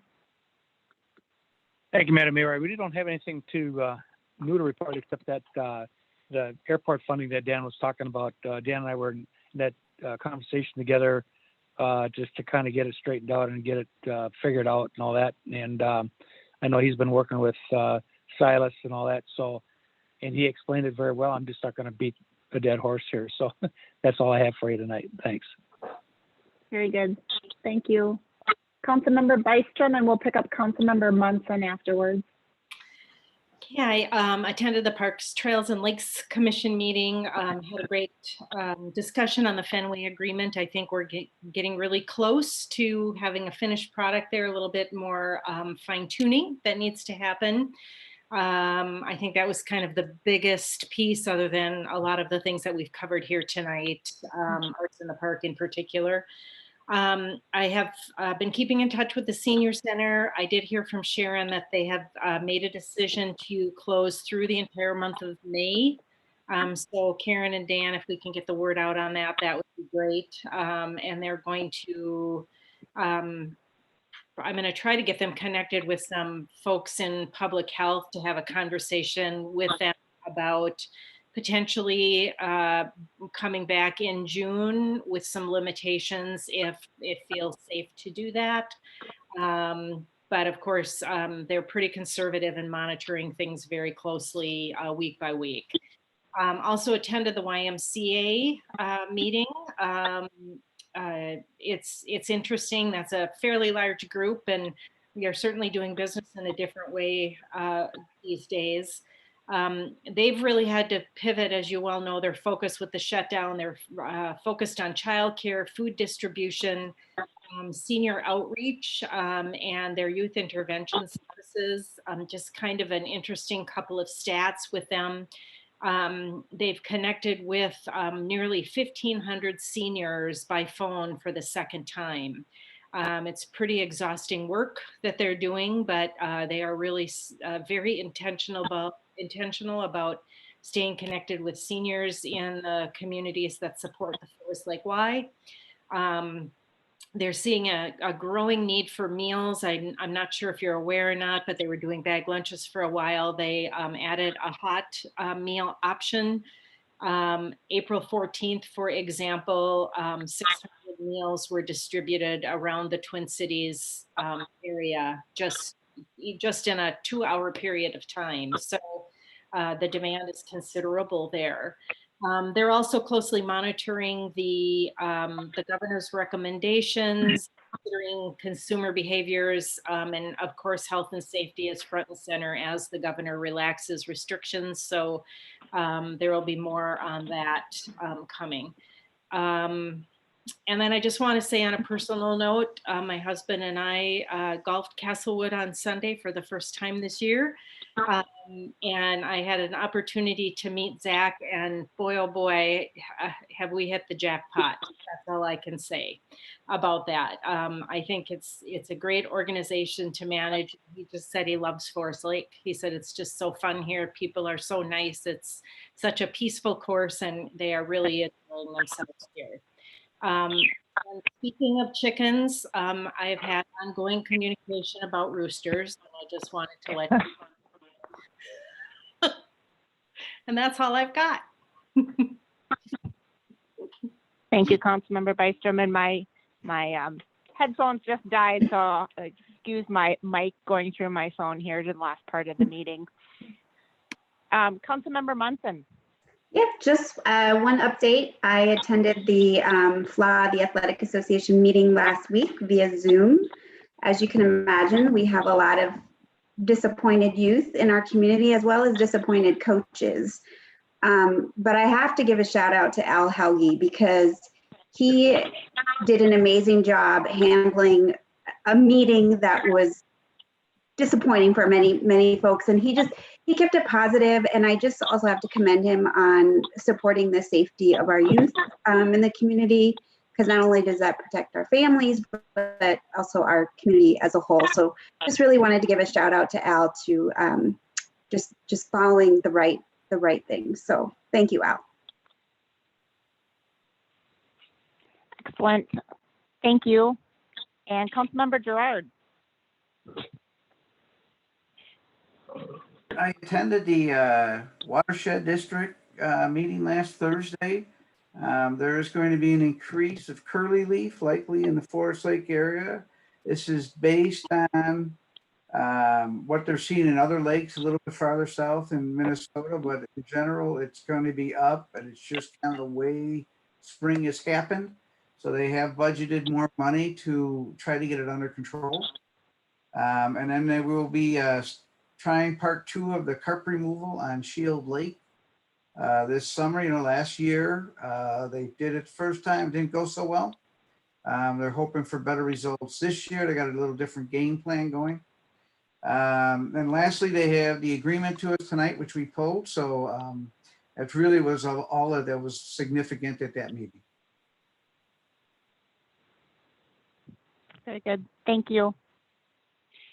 I have just a couple of updates this evening. Had an opportunity to participate with other mayors on a conference call that was sponsored by the League of Minnesota Cities with the governor and a couple members of his staff this last, I believe that call was on Friday.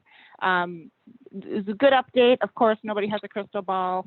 So it's good to hear from him on current plans as well as some thoughts on local government aid.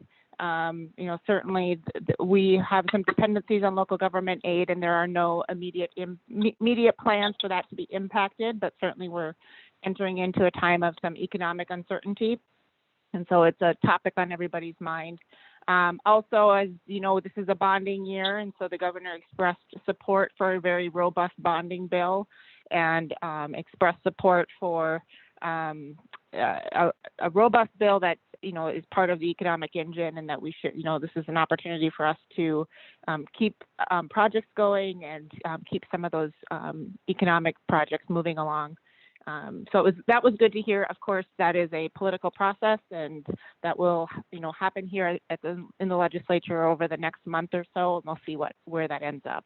Also notable on the call and weighing heavily on the governor's mind is access to broadband. And so if there was perhaps some opportunities for shifting of priorities as it relates to bonding projects that are impactful to rural broadband, and to Patrick's previous point, we in Forest Lake, we're kind of on the edge of some of those projects. We might see some increased focus on some of those types of projects, but certainly it's impactful as we talk to our schools, and also as we just talk to folks just trying to conduct business from home.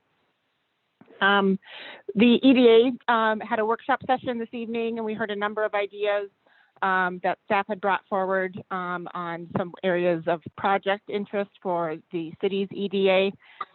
There were a couple of kind of tactical administrative things that we mentioned. Easing enforcement of temporary sign ordinances was an idea that was brought forward. Refunding liquor licenses for some of our bars and restaurants that are no longer having the benefit of those liquor licenses, refunding some of those fees. Some of those administrative things that we should be doing as a city, we discussed. But then we also talked about, and Dan has created a template for a virtual downtown. Happy to show council at a future meeting what that virtual downtown might look like, essentially providing a landing page and a link to social media sites of businesses in the city of Forest Lake. Certainly there's an immediacy and a need for a resource like that, but it also has a long-term use as well. And so we discussed that topic. We also talked about using LATV and some of their resources in creating some marketing materials around kind of storytelling of some of our businesses that would kind of tell that story, talk about that business, some of the history of that business in Forest Lake, and also how they are addressing the current situation. And that would be a great asset both for LATV. They are lacking content right now, as well as a great marketing asset for some of those businesses. So I suspect we will pilot a couple of those videos, gauge kind of what does it take to put them together, and then also identify what is a pipeline and how might we offer some of those services to our businesses here in the short term. Any questions or anything else that we should address this evening? Not seeing anything. I think we're ready for a motion to adjourn. Madam Mayor, I'll make a motion to adjourn. I'll second. We have a motion and a second. Karen, could we get a roll call for adjournment, please? Or Councilmember Gerard. Aye. Councilmember Husnick. Aye. Councilmember Munson. Aye. Councilmember Byström. Aye. Mayor Bain. Aye. With that, thank you, everybody. We're adjourned.